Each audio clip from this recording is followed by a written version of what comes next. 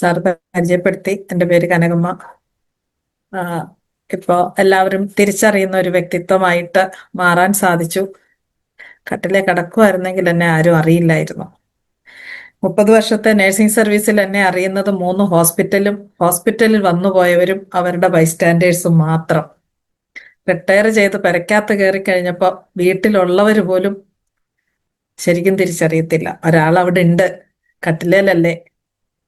ആ ഒരു അവസ്ഥയിൽ കിടന്നപ്പോഴാണ് ശരിക്കും ഗാന്ധിജിയെ എല്ലാവരും തിരിച്ചറിയുന്നു. ഒരു സിഗ്നേച്ചർ ഇട്ടുപോയ മനുഷ്യനെ ഒരു കാലത്തും മറക്കില്ല. അദ്ദേഹത്തിന്റെ കൂടെ വീട്ടിൽ എത്രയോ ആൾക്കാരുണ്ടായിരുന്നു. അവരെ ആരെയും നമ്മൾ ഓർക്കാറേ ഇല്ല. എന്തുകൊണ്ട് ഗാന്ധിജിയെ മാത്രം ഓർക്കണു? എന്തുകൊണ്ടാണ് TCGയെ സെക്കൻഡ് ഗാന്ധി എന്ന് വിളിക്കുന്നത്? അങ്ങനെയൊക്കെ ഒരുപാട് കാര്യങ്ങൾ RCMൽ വന്നു കഴിഞ്ഞിട്ട് ചിന്തിച്ചു കൂട്ടിയതാണ്. എൻ്റെ ഒരേ ഒരു സ്വപ്നം മരിക്കുന്നത് വരെ ജീവിക്കുക എന്നുള്ളത് മാത്രമായിരുന്നു. സ്വയം ഞരടിച്ചാവാൻ പറ്റില്ലല്ലോ, പ്രത്യേകിച്ച് സ്വപ്നങ്ങളൊന്നുമില്ല. എന്നാൽ ഇന്ന് ഒരുപാട് സ്വപ്നങ്ങളുണ്ട്. ഒരുപാട് സ്വപ്നങ്ങളിൽ ഏറ്റവും വലിയ സ്വപ്നം എന്ന് പറയുന്നത് ഒരുപാട് പേരുടെ മനസ്സിൽ ജീവിച്ചിരിക്കുക എന്നുള്ളതാണ്. പണ്ടൊരു കാനം രാജേന്ദ്രന്റെ ഒരു നോവൽ ഉണ്ടായിരുന്നു, മരിച്ചിട്ടും മരിക്കാത്തവൾ എന്ന് പറഞ്ഞിട്ട്. അതുപോലെ ജീവിക്കണം. അപ്പോ എക്കാലവും ജീവിച്ചിരിക്കാൻ, മനുഷ്യന്റെ മനസ്സിൽ ജീവിച്ചിരിക്കാനും ലക്ഷക്കണക്കിന് ആൾക്കാർക്ക് എൻ്റെ കയ്യിലുള്ളത് എന്താണെന്ന് എനിക്ക് തന്നെ അറിയില്ല.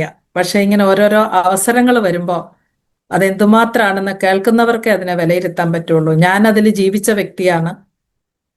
ആ കഷ്ടപ്പാടുകളും ആ വേദനകളും ആ വിഷമങ്ങളും എത്ര കണ്ടായിരുന്നു എന്ന് നമുക്ക് ഫീൽ ചെയ്യാൻ പറ്റില്ല, അത്ര കണ്ട് അനുഭവിച്ചിട്ടുണ്ട്. അപ്പോൾ അതൊക്കെ ഇപ്പൊ എനിക്ക് തോന്നുന്നത് ഇവിടെ എത്തിക്കാനുള്ള മുന്നൊരുക്കങ്ങളായിരുന്നു. പക്ഷെ അത് ഇച്ചിരി വേദന കൂടുതലായിരുന്നു എന്ന് മാത്രം. അതുകൊണ്ട് തന്നെ എൻ്റെ മുമ്പിൽ വരുന്ന ആള് ഒരു വിഷമം പറയുമ്പോൾ അതിന്റെ റൂട്ട് കറക്റ്റായിട്ട് മനസ്സിലാക്കാൻ പറ്റും. അലോപ്പതി ആയിക്കോട്ടെ, ആയുർവേദം ആയിക്കോട്ടെ, മറ്റേതൊരു വിഭാഗവും ആയിക്കോട്ടെ, പറയുന്ന സിംറ്റത്തിനെ ചികിത്സിക്കുന്ന രീതിയാണ്. അതിന്റെ കാരണങ്ങൾ, റൂട്ട് കോസ് എന്ന് പറയുന്നത് കണ്ടുപിടിക്കാനോ അതിനെ ഇല്ലാതാക്കാനോ പറ്റണില്ല എന്നുള്ളതാണ്. ആ ഒരൊറ്റ കാരണം കൊണ്ടാണ് ഒരു രോഗി ഹോസ്പിറ്റലിൽ പോയാൽ മരുന്ന് നിർത്താത്തത്. നോർമൽ ആയ ഒരു റീഡിംഗ് ആണെങ്കിൽ പോലും കുഴപ്പമില്ല, നോർമൽ ആണ്, എന്നാലും ഇത് എടുത്തോ കേട്ടോ, നിർത്തണ്ട, ഒരു പ്രൊട്ടക്ഷൻ എന്ന വണ്ണം. ഡോക്ടറല്ലേ പറയുന്നത്. അപ്പൊ നമുക്ക് നമ്മുടെ ഡോക്ടറെ വിശ്വാസമാണ്, നമ്മൾ അതെടുക്കും. എത്ര നാൾ കഴിക്കണം എന്നുള്ളതിനൊരു ലാസ്റ്റ് എന്ന് പറയുന്ന ഒരു സംഭവം ഇല്ല. ഒരു ഡോക്ടറെ കാണാൻ കയറി ശരീരത്തിലെ എല്ലാ സിസ്റ്റങ്ങളും 1 by 1 ആയിട്ട് കേടാക്കി അവസാനം എല്ലാവരും കൂടി കെയർ ചെയ്യേണ്ട ഒരവസ്ഥയിലെത്തി. മൾട്ടി ഓർഗൻ ഫെയിലിയർ എന്ന് പറഞ്ഞ ഒരു ഡയഗ്നോസിസ്, അവസാന ഡിഗ്രിയാണത്. അതിനു മുമ്പ് ഒരുപാട് ഡിഗ്രികളൊക്കെ കയറും, രോഗലക്ഷണങ്ങളും രോഗങ്ങളും ഒക്കെ തന്നെ. പക്ഷെ ബേസിക് റീസണെ ചികിത്സിക്കാത്തത് കൊണ്ട്, ബേസിക് റീസൺ ഒന്നേ ഉള്ളൂ, ശരീരത്തിന്റെ അസിഡിറ്റി. 99.99% എല്ലാ അസുഖത്തിന്റെയും ബേസിക് അടിത്തറ എന്ന് പറയുന്നത് അസിഡിറ്റിയാണ്. അത് പക്ഷെ അറിയുന്നില്ല. പല്ല് കേടാവുന്നു, പല്ലിനെ മാത്രം ചികിത്സിക്കുന്നു, വയറിനെ ചികിത്സിക്കുന്നില്ല. തലവേദന എടുക്കുന്നു, തലയെ ചികിത്സിക്കുന്നു, വയറിനെ ചികിത്സിക്കുന്നില്ല. മൂക്കിന്റെ പാലം വളഞ്ഞിരിക്കുന്നു, ENT സ്പെഷ്യലിസ്റ്റ് മൂക്കിന്റെ പാലം ഓപ്പറേഷൻ ചെയ്ത് നേരെയാക്കും, വയറിനെ നോക്കത്തില്ല. വയറുവേദന എടുത്താൽ വയറിനെ നോക്കും, തലയെ നോക്കത്തില്ല. ഇതാണ് സ്പെഷ്യാലിറ്റി. ഒരു ഹോളിസ്റ്റിക് അപ്രോച്ച് എന്ന് പേപ്പറിൽ എഴുതുന്നതല്ലാതെ ഒരു ഹോളിസ്റ്റിക് അപ്രോച്ച് നടക്കാത്തത് കൊണ്ടാണ്. പഴയകാല ഡോക്ടേഴ്സ് ഒക്കെ ചെയ്തിരുന്നു, ഇപ്പൊ അതില്ല. എല്ലൊടിഞ്ഞു കിടക്കുന്ന ആളിന് പനി വന്നാൽ ജനറൽ മെഡിസിൻകാരൻ വരണം പനി ചികിത്സിക്കാൻ. എല്ല് മാത്രമേ ഞാൻ നോക്കുകയുള്ളൂ. അങ്ങനെയാണ് ശരിക്കും സ്പെഷ്യാലിറ്റീസിലോട്ട് വന്നു കഴിയുമ്പോൾ. അതങ്ങനെ ആയിപ്പോയി. എന്തുകൊണ്ടോ തിരിച്ചാരും ആ ചോദ്യം ചോദിക്കുന്നില്ല. എന്തുകൊണ്ടാണ് ഇത് മാറാത്തത്? എന്തുകൊണ്ട്? എത്ര കാലം മെഡിസിൻ കഴിക്കണമെന്ന് ആരും ചോദിക്കില്ല. ഗാമറേസനോൾ രാവിലെ 1 വൈകിട്ട് 1, അല്ലെങ്കിൽ 24 മണിക്കൂർ നേരത്തേക്ക് 2 ക്യാപ്സൂൾ. അടുത്ത ചോദ്യം വരുന്നത് എത്ര നാൾ കഴിക്കണം? നിങ്ങൾ ഇത്രയും കാലം എത്ര നാളായി നിങ്ങൾ ഡോക്ടറെ അടുക്കൽ മരുന്ന് കഴിക്കുന്നു? അത് കുറെ വർഷമായി. എപ്പോഴെങ്കിലും ചോദിച്ചിട്ടുണ്ടോ? അതൊന്നും ചോദിച്ചിട്ടില്ല. ഡോക്ടർ എപ്പോഴും മതിയെന്ന് പറയോ? അതൊരിക്കലും പറയാൻ പോകുന്നില്ല. പക്ഷെ നമ്മളോട് ആ ചോദ്യം ചോദിക്കും. അയ്യോ എന്തൊരു വിലയാ, നിങ്ങളുടേതിനൊക്കെ ഭയങ്കര വിലയാ. ഈ രണ്ട് ക്വസ്റ്റ്യൻസ് നമ്മൾ ഫീൽഡിൽ ഇറങ്ങി പ്രവർത്തിക്കുന്നവർ ഫേസ് ചെയ്യണ നിസാരമായിട്ട് ഡെയിലി കേൾക്കുന്ന പ്രശ്നമാണ്. എത്ര നാള് കഴിക്കണം? 650 രൂപയ്ക്ക് RCMലൂടെ കിട്ടുന്ന സാധനം ഫാർമസി വഴി വരുമ്പോൾ 4200 രൂപയാണ്. AC റൂമിൽ ഇരുന്ന ഡോക്ടർ എഴുതി കൊടുത്തതാണെങ്കിൽ 4700 അല്ല 42,000 ആണെങ്കിലും അത് വാങ്ങിച്ചിരിക്കും. ഇന്ന് എൻ്റെ അടുക്കൽ വന്ന ഒരു വ്യക്തി പറഞ്ഞതാണ്, ഒരു ഇഞ്ചക്ഷൻ കൊടുക്കുന്നുണ്ട്, അത് പക്ഷേ പുറത്തുനിന്ന് വരുത്തിയാൽ അത് 50,000 ആകും, അത് വേറൊരു സ്ഥലത്തുനിന്ന് ഞങ്ങൾക്ക് കിട്ടുമെന്ന് പറഞ്ഞിട്ടുണ്ട്, അതിന് 35,000 ഉള്ളൂ. ആക്ച്വലി ആ മെഡിസിൻ്റെ കോസ്റ്റ് അത്രയൊന്നും ഇല്ല, ചെന്ന വ്യക്തിയെ കൊണ്ട് മാക്സിമം ചെയ്യിപ്പിക്കുക, അത്രയേ ഉള്ളൂ. ഇങ്ങനെയൊക്കെയാണ് മുന്നോട്ട് പോകുന്നത്. ആ ഒരു സമയത്ത് മുങ്ങിത്താഴാൻ പോകുന്ന ഒരു വ്യക്തിക്ക് കിട്ടുന്ന കച്ചിത്തുരുമ്പാണിത്. ഇതൊരൊറ്റ മൂലിയാണ്, ശരീരത്തിലെ മുഴുവൻ സിസ്റ്റത്തിന് ഒരുപോലെ ഉപകാരപ്രദമാണ്. ന്യൂട്രാസ്യൂട്ടിക്കൽ എന്ന പേരിൽ അത് രജിസ്റ്റർ ചെയ്തിട്ട് RCM ത്രൂ നമുക്ക് കിട്ടുന്നത് കൊണ്ട് മാത്രം അത് വില കുറച്ച് കാണണ്ട. ഇതിന്റെ വില നമുക്ക് ഈ 650 1000 പറയുന്നതൊന്നും ഒരു വിലയല്ല. ഇതിലൂടെ നമ്മൾ രക്ഷപ്പെട്ടു വരുന്ന ജീവന്റെ മൂല്യം എന്തുണ്ട്, അതാണ് ഇതിന്റെ വില. വളരെ ചെറുതായിട്ട് കാണേണ്ട സാധനമല്ല, ഇതിന്റെ വലിപ്പം വളരെ ചെറുതാണ്. നമുക്ക് 2, 4, 6, 8 കഴിച്ചാലും ഒരു ടോക്സിക് എഫക്റ്റ് എന്ന് പറയുന്നത് ഉണ്ടാവാറില്ല. എന്ന് വെച്ച് ഒരുപാട് വാരി കഴിക്കുകയും വേണ്ട. പ്രിവെന്റീവ് ആസ്പെക്റ്റിൽ നമ്മൾ കഴിക്കുമ്പോൾ 300 മില്ലിഗ്രാമിന്റെ ആവശ്യമേ ഉള്ളൂ. എക്സ്ട്രാ കഴിച്ചാൽ എക്സ്ട്രാ ഗുണം ഉണ്ടാവാൻ സാധ്യതയുണ്ടോയെന്ന് എനിക്കറിയില്ല. 2, 4 വരെ കഴിക്കാറുണ്ട്. ഒരു ഷുഗർ, ഒരു പ്രഷർ, ഒരു കൊളസ്ട്രോൾ ഒക്കെ ഉള്ളവര് എക്സ്ട്രാ ഡോസ് കഴിക്കുന്നത് ഓക്കെയാണ്. ബാക്കി കാര്യങ്ങൾ നമുക്ക് സ്ലൈഡിലൂടെ ഡിസ്കസ് ചെയ്യാം. അതെ സാറേ, 10 മടങ്ങ് കൊടുക്കൂല എന്ന് മാത്രം, അത് പുറത്താണെ കൊടുക്കും, RCM കൊടുക്കൂല, അത് വേറെ കാര്യം. നമുക്കൊന്ന് ഷെയർ ചെയ്ത് നോക്കാം. അപ്പൊ എല്ലാവരും ഈവനിങ്ങിൽ, ഇത്രയും പേര് ഈവനിങ്ങിൽ ഈ ഒരു സമയത്ത് ക്ലാസ് കേൾക്കാൻ വന്നിട്ടുണ്ട്. കേട്ടത് കൊണ്ട് മാത്രം കാര്യമില്ല, പ്രവൃത്തി പഥത്തിലേക്ക് കൊണ്ടുവരിക. റിസൾട്ട് ഓറിയന്റഡ് ആയിരിക്കണം. ബിസിനസ്സിന് വളരണമെങ്കിൽ പർച്ചേസ് വോളിയം വേണം. അസുഖം മാറണമെങ്കിൽ ഇത് ഉള്ളിൽ ചെല്ലണം. ആകെക്കൂടെ ഒരെണ്ണം വാങ്ങിച്ചാൽ ഇത് നടക്കൂല. എത്ര എണ്ണം വാങ്ങിക്കണം എന്ന തീരുമാനം നിങ്ങൾ എടുക്കുക. നമുക്ക് ഷെയർ ചെയ്ത് നോക്കാം. Okay, thank you all. ഈ ഒരു ഒറ്റ സ്ലൈഡ് കൊണ്ട് എക്സ്പ്ലെയിൻ ചെയ്യാനുള്ള കാര്യങ്ങളാണ് ഗാമ റൈസനോൾ നമുക്ക് തരുന്നത്. നമ്മുടെ ശരീരത്തെ മുഴുവൻ വരച്ച് കാണിച്ചിരിക്കുകയാണ്. ഗാമ റൈസനോൾ വലത്തുവശത്ത് നിന്ന്, ഞാനിരിക്കുമ്പോൾ എനിക്ക് വലത്തുവശത്ത്, നമ്മൾ സ്ക്രീൻ കാണുമ്പോൾ വലതുവശത്ത് ആദ്യത്തെ ഭാഗം നോക്കുക. ആദ്യം പോകുന്നത് വയറ്റിലേക്കാണല്ലേ.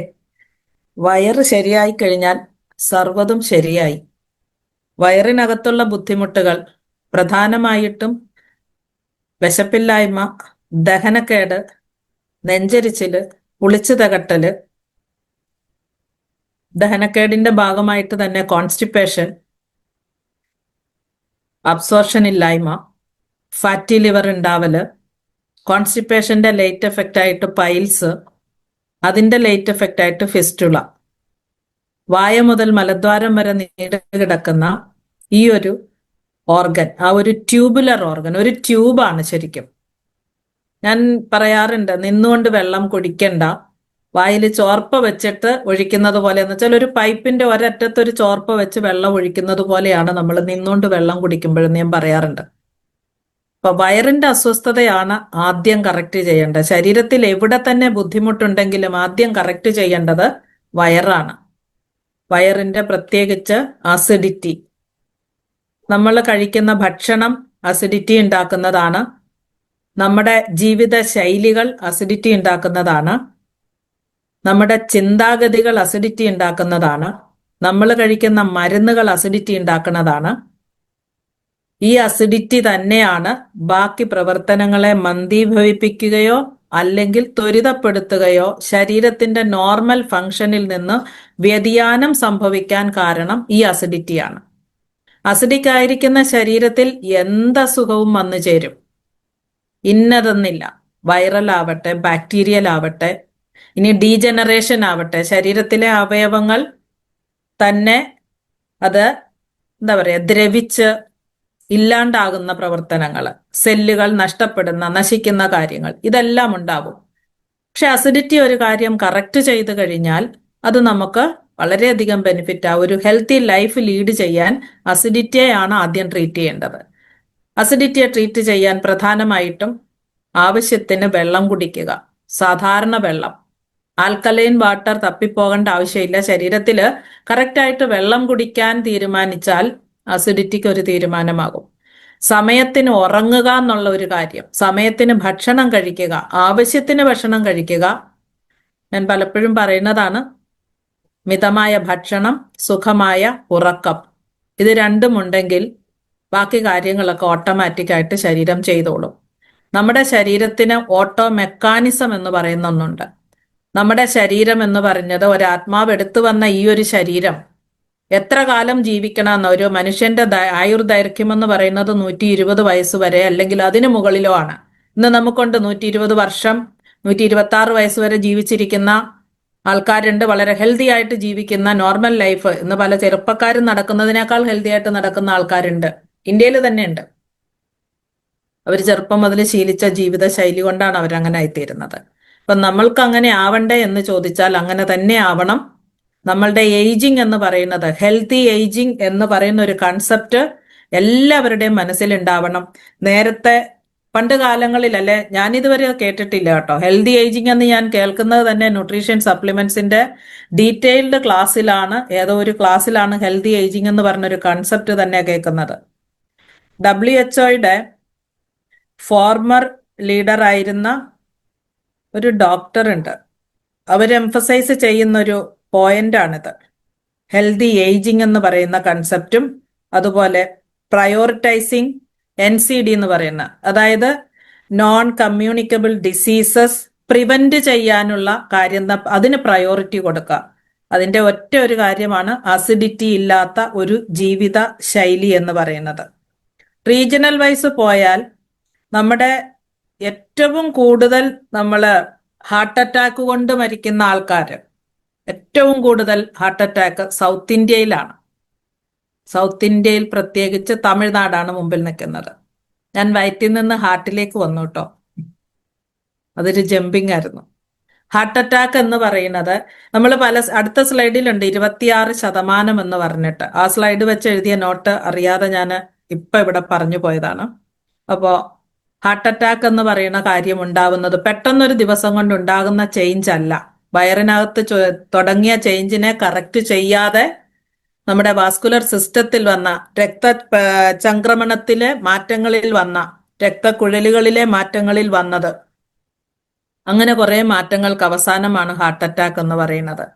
ഇന്ന് ചെറുപ്പക്കാരാണ് അധികം മരിക്കുന്നത്. ഹാർട്ട് അറ്റാക്ക് കൊണ്ട് മരിക്കുന്നത് 25 വയസ്സിനും 55 വയസ്സിനും ഇടയ്ക്കുള്ള ആൾക്കാരാണ് കൂടുതൽ ഹാർട്ട് അറ്റാക്ക് വരുന്നത്. അതിൽ പുരുഷന്മാരും സ്ത്രീകളും ഇപ്പം വലിയ വ്യത്യാസമില്ലാത്ത രീതിയിൽ പെർസെൻറ്റേജ് എടുത്തു പറയാനായിട്ട് ഹാർട്ട് അറ്റാക്ക് ആണുങ്ങളിൽ കൂടുതൽ പെണ്ണുങ്ങളിൽ കുറവ് എന്ന് പറയാൻ പറ്റില്ല. അതേ ലെവലിലാണിപ്പോ കാര്യങ്ങൾ പോയിക്കൊണ്ടിരുന്നത്. തോളോട് തോൾ ചേർന്ന, ഒപ്പത്തിനൊപ്പം ടെൻഷൻ ഷെയർ ചെയ്യുന്ന കാര്യത്തിൽ, അല്ലെ ടെൻഷൻ പിടിക്കുന്ന കാര്യത്തിൽ ആരും മോശമൊന്നുമല്ല. അപ്പൊ അങ്ങനെയാണ് ഹാർട്ട് അറ്റാക്കിൽ അവസാനം എത്തിച്ചേരുന്നത്. ആ ടെൻഷൻ എന്ന് പറയുന്ന ആ ഒരു വികാരം, ആ ഒരു സ്ട്രെസ്ഫുൾ ലൈഫ് ലീഡ് ചെയ്യുന്നത് ഒരു അസിഡിറ്റി ഉള്ള ഒരു ശരീരമാണ് കൊണ്ട് നടക്കുന്നത്. അപ്പൊ ആ അസിഡിറ്റിയിലൂടെയാണ് നമ്മൾ മുന്നോട്ട് പോയിക്കൊണ്ടിരിക്കുന്നത്. ഇപ്പൊ ഹാർട്ട് അറ്റാക്കിന് വയറിന്റെ അസിഡിറ്റി കുറയ്ക്കാൻ, വയറ് സംബന്ധമായ എല്ലാ പ്രശ്നങ്ങളും, അങ്ങേയറ്റം വയറിനകത്ത് ഏറ്റവും കൂടുതൽ വരുന്ന കോളോറെക്ടൽ ക്യാൻസർ എന്ന് പറഞ്ഞാൽ, നമ്മുടെ കോളൻ എന്ന് പറയുന്നത് വൻകുടലാണ്, റെക്ടം എന്ന് പറയുന്നത് മലാശയമാണ്. ഇപ്പൊ വൻകുടലിലും മലാശയത്തിലുമായിട്ട് വരുന്ന ക്യാൻസറുകളെ തടയാനും, ക്യാൻസറുകൾ ഉണ്ടെങ്കിൽ അതിനെ 100% അതിനെ ക്യൂർ ചെയ്യാനും കപ്പാസിറ്റി ഉള്ളതാണ് ഗാമ-ഒറൈസനോൾ. ക്യാൻസറിന്റെ ട്രീറ്റ്മെന്റ് ആണ്. ക്യാൻസർ എന്ന് പറയുന്നത് ജീവിതത്തിന്റെ അവസാന വാക്കല്ല, അവിടുന്ന് ഒരു പുതിയ ജീവിതം തുടങ്ങാനുള്ള ഒരു അവസരം കൂടിയാണ്. ഇപ്പൊ ഹാർട്ട് അറ്റാക്കുമായി, ക്യാൻസറായി, അടുത്തത് ബ്രെയിനിന്റെ പടവ കാണിച്ചിരിക്കുന്നത്. ബ്രെയിൻ റിലേറ്റഡ് ആയിട്ട്, നെർവസ് സിസ്റ്റം റിലേറ്റഡ് ആയിട്ട് ഒരുപാട് കാര്യങ്ങൾ നമ്മൾ എടുത്തു പറയത്തക്ക കാര്യം, നമ്മൾ ഇന്റർഫിയർ ചെയ്യേണ്ടത്, നമ്മൾ നിസാരമെന്ന് കരുതുന്ന ടെൻഷൻ, സ്ട്രെസ് റിലീവ് ചെയ്യാൻ നമുക്ക് ഗാമ-ഒറൈസനോൾ വളരെ ഹെൽപ്ഫുൾ ആണ്. ആ സ്ട്രെസ് റിലീവ് ചെയ്യുന്നത് കൊണ്ട് മറ്റു പലതിൽ നിന്നും പ്രിവെൻഷൻ ആണ്. ലൈക്ക് BP ഉണ്ടാവാതിരിക്കാൻ, ഹൈ BP ഉണ്ടാവാതിരിക്കാൻ സ്ട്രെസ് റിലീസ് ചെയ്താൽ പറ്റും. ബ്ലഡ് ഷുഗർ ലെവൽ നോർമലായിട്ട് മാനേജ് ചെയ്തു പോകാൻ സ്ട്രെസ്സിനെ ട്രീറ്റ് ചെയ്യുന്നത് കൊണ്ട് പറ്റും. ഓർമ്മക്കുറവ്, ഡിമെൻഷ്യ, അൽസൈമേഴ്സ് എന്ന് പറയുന്ന ഏറ്റവും ഓർമ്മയില്ലാത്ത ആ ഒരു അവസ്ഥ, പടുകുഴിയിലേക്ക്, ലോകവുമായിട്ട് ബന്ധമില്ലാതെ പോകുന്ന ആ ഒരു ലെവലിലേക്ക് പോകാതിരിക്കാൻ നമുക്ക് തുടക്കം മുതലേ നമ്മുടെ ശീലമായിട്ട് പ്രിവെന്റീവായിട്ട് രോഗം വന്ന ശേഷം ചികിത്സിക്കുന്നതിനേക്കാൾ രോഗത്തിന് മുമ്പേ നമ്മൾ ഇത് എടുത്തു തുടങ്ങിയാൽ ആ ഒരവസ്ഥയിലേക്ക് പോകാതെ നമ്മുടെ ഉള്ളിലും ഈ മാറ്റങ്ങളുണ്ട്. ചെറിയ ചെറിയ ടെൻഷനുകളുണ്ട്, നമുക്ക് BP ഉണ്ട്, നമുക്ക് ഷുഗർ ഉണ്ട്, വല്ലപ്പോഴും അൾസർ മീൻസ് എരിച്ചിലുണ്ടാവാറുണ്ട്, കോൺസ്റ്റിപ്പേഷൻ ഉണ്ടാവാറുണ്ട്. പക്ഷെ ഇത് ആകെ മൊത്തം പെട്ടെന്ന് ഒരു ദിവസം കൊണ്ട് സംഭവിക്കുന്നതല്ല. ഇതൊക്കെ മുന്നോട്ടുള്ള കുതിപ്പിൽ അവസാനം എത്തിച്ചേരുന്നത് വളരെ അൺഹെൽതി ആയിട്ട്, ശരിക്കും പറഞ്ഞാൽ ആവാത്ത ഒരു ഏജിങ് പ്രോസസ്സിലേക്കാണ്. നമ്മുടെ ഏജിങ് പ്രോസസ്സിനെ ഈസി ആക്കാനും ഏജിങ് പ്രോസസ്സിനെ നമുക്ക് എൻജോയ് ചെയ്യാനും പ്രിവെന്റീവ് ആസ്പെക്ട്, പ്രിവെന്റീവ് ഒരു എന്താ പറയാ, രോഗപ്രതിരോധ ശേഷി കൂട്ടിക്കൊണ്ട് അങ്ങനെയുള്ള കണ്ടീഷൻ ഉണ്ടാവാതിരിക്കാനുള്ള തയ്യാറെടുപ്പിന്റെ ഭാഗമായിട്ട് ഗാമ-ഒറൈസിനോൾ ജീവിതത്തിൽ ചേർത്ത് വെച്ച് കഴിഞ്ഞാൽ ലൈഫ് എൻജോയ് ചെയ്യാൻ വേറൊന്നും വേണ്ട, വേറെ എവിടെയും പോവുകയും വേണ്ട. അടുത്ത പടം നോക്കാം. വളരെ ക്യൂട്ടായിട്ടുള്ളൊരു ലേഡിയുടെ പടമാണ്. എന്താണ് അവിടെ? ശരിക്കും പറഞ്ഞാൽ ആന്റി ഏജിങ് പ്രോപ്പർട്ടി നമ്മുടെ ഈ ഗാമ-ഒറൈസിനോളിനുള്ളതാണ്. ആ ഒരു ഏജിങ് പ്രോസസ്സിനെ ഡിലേ ചെയ്യാൻ വേണ്ടി, സ്ലോ ആക്കാൻ വേണ്ടിയിട്ട് അതിന് സാധിക്കും. രക്തക്കുഴലിലെ ബ്ലോക്കുകളെ ഇല്ലാതാക്കാൻ, അലിയിക്കാൻ സാധിക്കും. അതുവഴി എന്താണ് സംഭവിക്കുന്നത്? ബ്ലോക്കുകൾ ഇല്ലാതായാൽ ബ്ലഡ് പ്രഷർ എന്ന് പറയുന്ന, ഹൈ BP എന്ന് പറയുന്ന കണ്ടീഷൻ ഉണ്ടാവില്ല. ഹൈ BP ഉണ്ടാവുന്നില്ല എന്ന് മാത്രമല്ല, സ്ട്രോക്കിനെ തടയാൻ പറ്റും, ഹാർട്ട് അറ്റാക്കിനെ തടയാൻ പറ്റും. ആതെറോസ്ക്ലീറോസിസ് എന്ന് പറയുന്ന വലിയൊരു അസുഖം, അത് സ്ട്രോക്കിന്റെയും ഹാർട്ട് അറ്റാക്കിന്റെയും ഒക്കെ മുന്നോടിയായിട്ട് ഉണ്ടാവുന്നതാണ്. അതിനെ നമുക്ക് മുളയിലെ നുള്ളിക്കളയാനായിട്ട് പ്രിവെന്റീവായിട്ട് കഴിക്കുന്ന 300 മില്ലിഗ്രാം ഗാമ-ഒറൈസനോൾ സഫീഷ്യന്റ് ആണ്. അത് ഡെയിലി കഴിക്കണം, റെഗുലർ ആയിട്ട് കഴിക്കണം. കഴിക്കുമ്പോൾ അത് ആഹാരത്തോടൊപ്പം കഴിച്ചാൽ വളരെ ഫാസ്റ്റ് ആയിട്ട് മാക്സിമം അബ്സോർഷൻ അതിന് കൊണ്ടുവരാൻ പറ്റും. അടുത്തത് കാണിച്ചിരിക്കുന്നത് ഒബേസിറ്റിയെ തടയാൻ ഇത് നല്ലതാണെന്നാണ്. ഫാറ്റിനെ അലിയിച്ച് കളയാൻ, വെയിറ്റ് മാനേജ്മെന്റ് ചെയ്യുന്നവർക്ക് ആ നോർമൽ തന്നെ മതി, അധികമൊന്നും വേണ്ട. പ്രോട്ടീൻ കഴിക്കണം, അതിന്റെ കൂട്ടത്തിൽ ഗാമ-ഒറൈസനോളും കൂടെ കഴിച്ചാൽ, പ്രോട്ടീൻ പ്രത്യേകിച്ച് കൊക്കോ പ്രോഡക്റ്റ് നല്ലതാണ്, അതിന്റെ കൂടെ ഗാമ-ഒറൈസനോളും കൂടെ ചേർത്ത് വെച്ചാൽ, കൊക്കോ പ്രോഡക്റ്റ് നല്ലതാണ്. കൊക്കോ ചേർന്ന മറ്റ് പ്രൊഡക്റ്റുകൾ ഒബേസിറ്റിക്ക് കൊടുക്കാനായിട്ടുള്ളത് നമ്മുടെ ഗ്ലൈസം പ്രോഡക്റ്റും ന്യൂട്രിചാർജ് S&Fഉം, അത് കഴിക്കുന്ന കൂട്ടത്തിൽ ഗാമ-ഒറൈസനോളും കൂടി ഉണ്ടെങ്കിൽ ഫാറ്റ് റിഡക്ഷൻ, ഒബേസിറ്റി കുറയ്ക്കാൻ അത് വളരെയധികം ഹെൽപ്ഫുൾ ആണ്. ഷുഗറിനെ മാനേജ് ചെയ്യാൻ, ബ്ലഡ് ഷുഗർ ലെവൽ നോർമൽ വെച്ചുകൊണ്ടിരിക്കാനായിട്ട്, അല്ലെങ്കിൽ നോർമൽ ആക്കി ഷുഗറിനെ കൊണ്ടുവരാൻ ഇത് സഹായിക്കും. ഷുഗർ അസുഖം അല്ലെ പ്രമേഹ രോഗി എന്ന ഒരു മുദ്ര കുത്താതെ പ്രീ ഡയബറ്റിക് സ്റ്റേജിലുള്ള ഒരാള്, അല്ലെങ്കിൽ അതിനു മുമ്പ് ജസ്റ്റ് വക്കത്ത് നിൽക്കുന്ന ഒരാള്, പ്രീ ഡയബറ്റിക്കും ആയിട്ടില്ല, എന്നാൽ നോർമലിന്റെ അങ്ങേ അറ്റം എത്തിയിരിക്കുകയാണ്, അതായത് ഒരു 6 HbA1c 6ൽ നിൽക്കുന്ന ഒരാൾക്ക് 6ൽ നിന്ന് താഴോട്ട് പോകാൻ ഏറ്റവും എളുപ്പം ഗാമ-ഒറൈസനോൾ ശീലമാക്കുന്നതാണ്. അതെങ്ങനെയാണ് നമ്മളെ സഹായിക്കുന്നതെന്ന് ചോദിച്ചാൽ, ഇൻസുലിൻ സെൻസിറ്റിവിറ്റി കൂട്ടും, ഇൻസുലിൻ റെസിസ്റ്റൻസ് കുറച്ചു തരും. ഇൻസുലിൻ റെസിസ്റ്റൻസ് നമ്മൾ പല പ്രാവശ്യം ഡിസ്കസ് ചെയ്തിട്ടുള്ളതാണ് ഡയബറ്റിക്കിന്റെ ക്ലാസ്സിൽ. സെല്ലുകളിലൊന്നും പുതിയതായിട്ടൊരു ഗ്ലൂക്കോസ് മോളിക്യൂളിനെ ഉൾക്കൊള്ളാനുള്ള സ്ഥലമില്ലാതെ, ഇൻസുലിൻ കൊണ്ട് യാതൊരു ഉപകാരവും ഇല്ലാതെ വരുന്നൊരു സംഭവം. ഇൻസുലിൻ ഉണ്ട്, പക്ഷെ അത് ഉപകാരപ്പെടുന്നില്ല. ആ ഒരവസ്ഥയിലേക്ക് പോകാതെ ഇൻസുലിൻ ആവശ്യത്തിന് ഉൽപ്പാദിപ്പിക്കുകയും അത് ആവശ്യാനുസരണം ഉപയോഗിക്കാനും ശരീരത്തെ പ്രാപ്തമാക്കാൻ ഗാമ-ഒറൈസനോളിന്റെ ആ ഒരു പ്രോപ്പർട്ടി സഹായിക്കും എന്നുള്ളതാണ്. അപ്പൊ അതുവഴി അതെന്താ ചെയ്യുന്നതെന്ന് വെച്ചാൽ, നമ്മുടെ ഇൻസുലിൻ ഉൽപ്പാദിപ്പിക്കുന്ന ഗ്രന്ഥികൾ, ബീറ്റാ സെൽസിനെ പ്രൊട്ടക്ട് ചെയ്ത് ബീറ്റാ സെൽസിന്റെ കേപ്പബിലിറ്റി കൂട്ടി അതിന്റെ ഡാമേജിനെ റിപ്പയർ ചെയ്യാനുള്ള കഴിവുണ്ട്. നെക്സ്റ്റ് ലിവറാണ്. ലിവറിനെ ഫാറ്റി ലിവർ എന്ന് പറയുന്ന കണ്ടീഷൻ, അവിടേക്ക് എത്താതിരിക്കാൻ മറ്റു കാര്യങ്ങൾ, ഇതുവരെ നമ്മൾ ഡിസ്കസ് ചെയ്ത കാര്യങ്ങൾ കൃത്യമായിട്ട് ചെയ്താൽ ഫാറ്റി ലിവറിൽ എത്തിച്ചേരില്ല. ഇനി അഥവാ എത്തിച്ചേർന്നിട്ടുണ്ടെങ്കിൽ ആ ഡാമേജ് ആയ സെല്ലിനെ റിപ്പയർ ചെയ്യാനും ആന്റി ഇൻഫ്ലമേറ്ററി എഫക്റ്റ് കൊണ്ട് തന്നെ അവിടെ ഉണ്ടായ നീർവീഴ്ചകൾ കുറയ്ക്കാനും ഫാറ്റിനെ അബ്സോർബ് ചെയ്യുന്ന ആ ഒരു പ്രവണത കാരണം ഫാറ്റ് എവിടെയും ഡെപ്പോസിറ്റ് ചെയ്യാതെ ഒഴുകി നടക്കുമ്പോൾ ലിവർ അതിനെ അട്രാക്ട് ചെയ്ത് അബ്സോർബ് ചെയ്യാണ് ചെയ്യുന്നത്. ഇൻഡസ്റ്റൈനൽ, അതായത് ചെറുകുടലിൽ നിന്ന് തന്നെ തിരിച്ചത് റീഅബ്സോർഷന് അവസരം കൊടുക്കാതെ അതിനെ തിരിച്ചെടുക്കാനുള്ള ഒരു കപ്പാസിറ്റി, മീൻസ് അതിന്റെ ആവശ്യം വരുന്നില്ല, അതിനു മുമ്പ് തന്നെ അതിനെ നഷ്ടപ്പെടുത്തുകയാണ് ചെയ്യുന്നത്. അതിനെ എന്താ ചെയ്യുന്നതെന്ന് ചോദിച്ചാൽ നമ്മുടെ ചെറുകുടലിൽ നിന്ന് ആഹാരം ദഹിച്ചു പോകുന്ന വഴിക്ക് തന്നെ നമ്മുടെ പിത്തമുണ്ടല്ലോ, ബൈൽ എന്ന് പറയുന്ന, അതിലേക്ക് അലിയിച്ച് ചേർത്ത് സർക്കുലേഷനിൽ വിട്ട് അതിനെ ലിവറിലേക്ക് എത്താതിരിക്കാൻ സഹായിക്കുന്ന പ്രവൃത്തിയാണ് ശരിക്കും ഗാമ-ഒറൈസിനോൾ ചെയ്തു തരുന്നത്. പിന്നെ BP, ബ്ലഡ് പ്രഷർ കൂടാനുള്ള കാരണം ഇവിടെ താഴെ ആ ഒരു ബ്ലോക്ക് കാണിച്ചെടുത്ത് ഞാൻ പറഞ്ഞു. അപ്പൊ അങ്ങനെ ഉണ്ടാവാതിരിക്കാൻ, BP കൂടാതിരിക്കാനായിട്ട് ഈ ഫാറ്റിന്റെ മെയിൻ്റനൻസ്, ആന്റി ഇൻഫ്ലമേറ്ററി പ്രോപ്പർട്ടിയാണ് നമുക്ക് സഹായമാകുന്നത്. അതുപോലെ തന്നെ വാസോ ഡയലേഷൻ, നമുക്ക് രക്തക്കുഴല് ചുരുങ്ങി പോകുന്നത് കൊണ്ടാണ് ശരിക്കും ബ്ലഡ് പ്രഷർ ഉണ്ടാവുന്നത്. അതിനവിടെ ഒരു കാരണം ഉണ്ടാവും. ആ കാരണത്തെ ചികിത്സിക്കുന്നത്, ആ കാരണത്തെ ഇല്ലാതാക്കുന്നതിനൊപ്പം വെസൽ, ആ ഒരു രക്തക്കുഴലുകളുടെ വികാസത്തിന് കാരണമാകുന്നു. ചെറിയ പൈപ്പിലൂടെ ഒഴുകുമ്പോൾ റെസിസ്റ്റൻസ് കൂടുതലായിരിക്കും. അതേ പൈപ്പ് കുറച്ച് വിസ്താരമായി കഴിഞ്ഞാൽ കുറച്ചും കൂടെ കംഫർട്ടബിൾ ആയിട്ട് രക്തം ഒഴുകും, അവിടെ പ്രഷർ കുറയും. അപ്പോൾ ജീവിതശൈലി രോഗങ്ങളെ തടയാൻ ഇത് നല്ലതാണ്. ഓക്കെ, നമുക്ക് ഇന്ത്യയിലെ കണക്കെന്ന് പറഞ്ഞിട്ട് കാണിച്ചിരിക്കുന്നതാണിത്. 26% ഡെത്ത്, മരണങ്ങൾ ഉണ്ടാകുന്നതിന് കാരണം പറഞ്ഞു. ഈ 26-നെ ഇന്നലെ നോക്കുമ്പോൾ, ഇന്നലെ ഞാൻ സെർച്ച് ചെയ്തപ്പോൾ 31% എന്നാണ് അത് കാണുന്നത്. 31%. അതിനനുസരിച്ച് ബാക്കി %, ഇതൊരു പഴയ കണക്കാണ്. ഇപ്പൊ അവിടുന്നൊക്കെ നമ്മൾ മുകളിലോട്ട് പോന്നു, കുറേ വ്യത്യാസങ്ങൾ വന്നു. ഇപ്പൊ ഇന്ത്യൻ കണക്ക് മാത്രമാണ് ഇവിടെ കാണിച്ചിരിക്കുന്നത്. ഒരു 31%. ഏജ് ഒക്കെ വളരെ കുറവാണ്. 55 വയസ്സിന് താഴെയുള്ള ആൾക്കാരിലെ കാർഡിയോവാസ്കുലർ ഡിസീസസിന്റെ, അതായത് രക്തക്കുഴലും ഹൃദയവും റിലേറ്റഡ് ആയിട്ടുള്ള ആ ഒരു അസുഖത്തിന്റെ, ആ ഒരു രോഗാവസ്ഥയുടെ പരിണത ഫലമാണ് ഹാർട്ട് അറ്റാക്കും. അതിന്റെ ആ ഡിസീസ് റിലേറ്റഡ് ആയിട്ടുള്ള മരണം ഡേ ബൈ ഡേ കൂടിക്കൊണ്ടിരിക്കുകയാണ്. അതിനെ മാറ്റാൻ, അതിനെ ഇല്ലാതാക്കാൻ പരിശ്രമിച്ചാൽ എന്താണ് ചെയ്യേണ്ടതെന്ന് ചോദിച്ചാൽ അതിന്റെ ഉത്തരം ഗാമ-ഒറൈസനോൾ ആണെന്ന് മാത്രമേ പറയാനുള്ളൂ. ഒരു മെഡിസിനും ഇങ്ങനെ ഒരു എഫക്റ്റ് കൊണ്ടുവരാൻ സാധിക്കില്ല. ഇത് ന്യൂട്രാസ്യൂട്ടിക്കൽ ആണ്, ഇത് മരുന്നല്ല എന്ന് പറയുന്നെങ്കിലും ഇത് മരുന്ന് തന്നെയാണ്.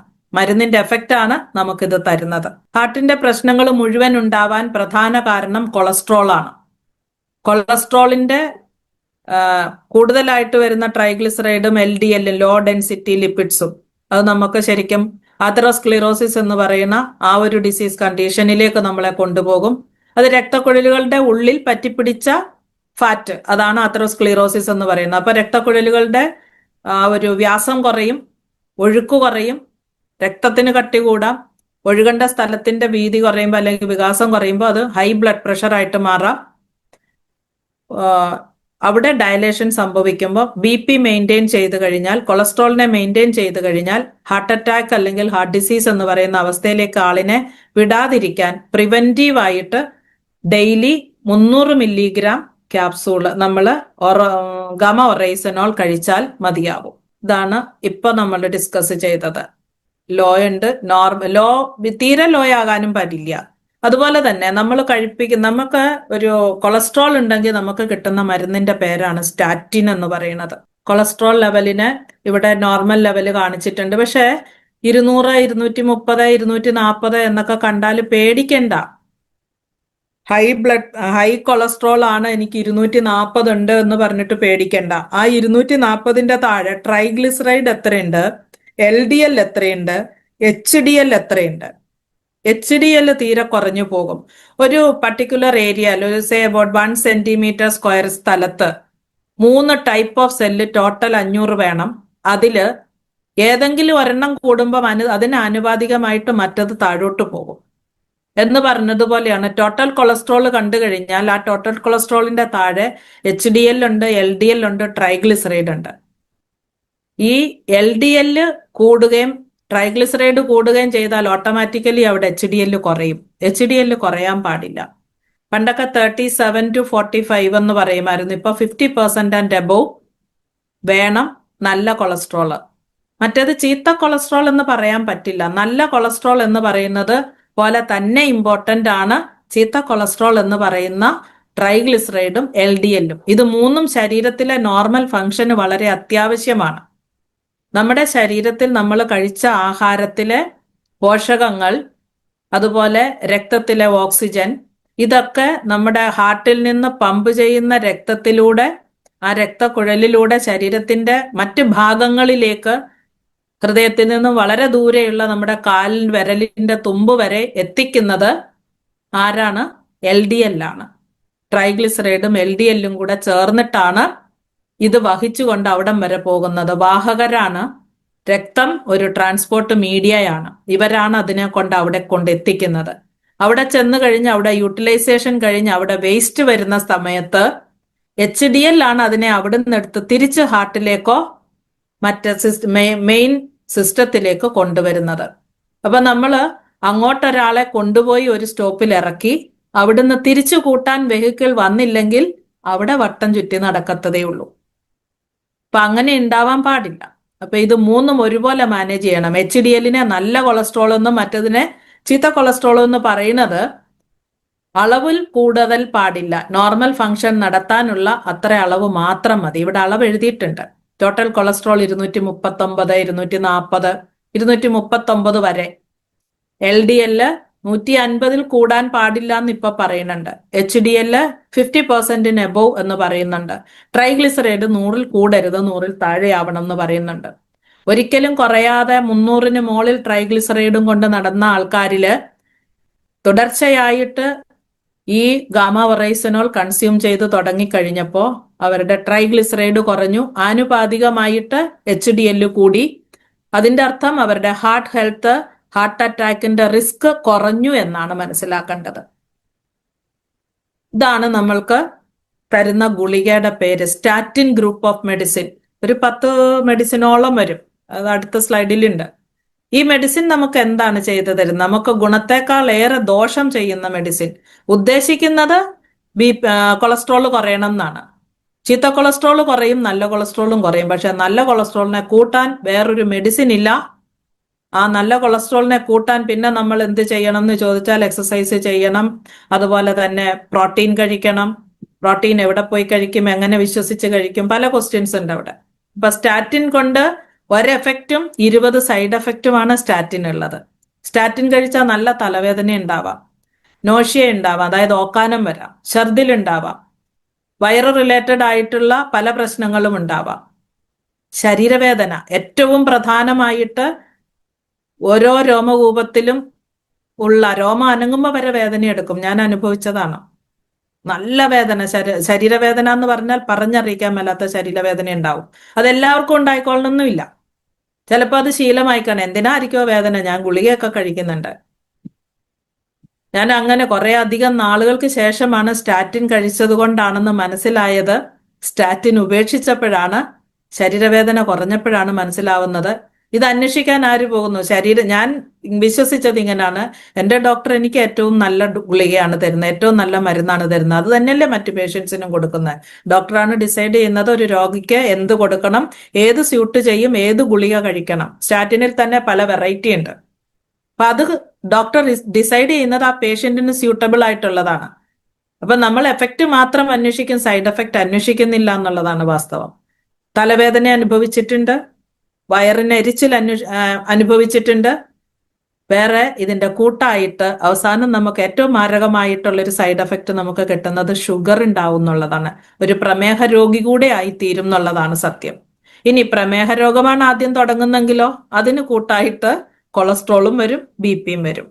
ഇത് ഒന്ന് വന്ന് അതിന്റെ പുറകെ മറ്റതും വന്നിരിക്കും. അതാണ് അതിന്റെ ഒരു സിസ്റ്റം.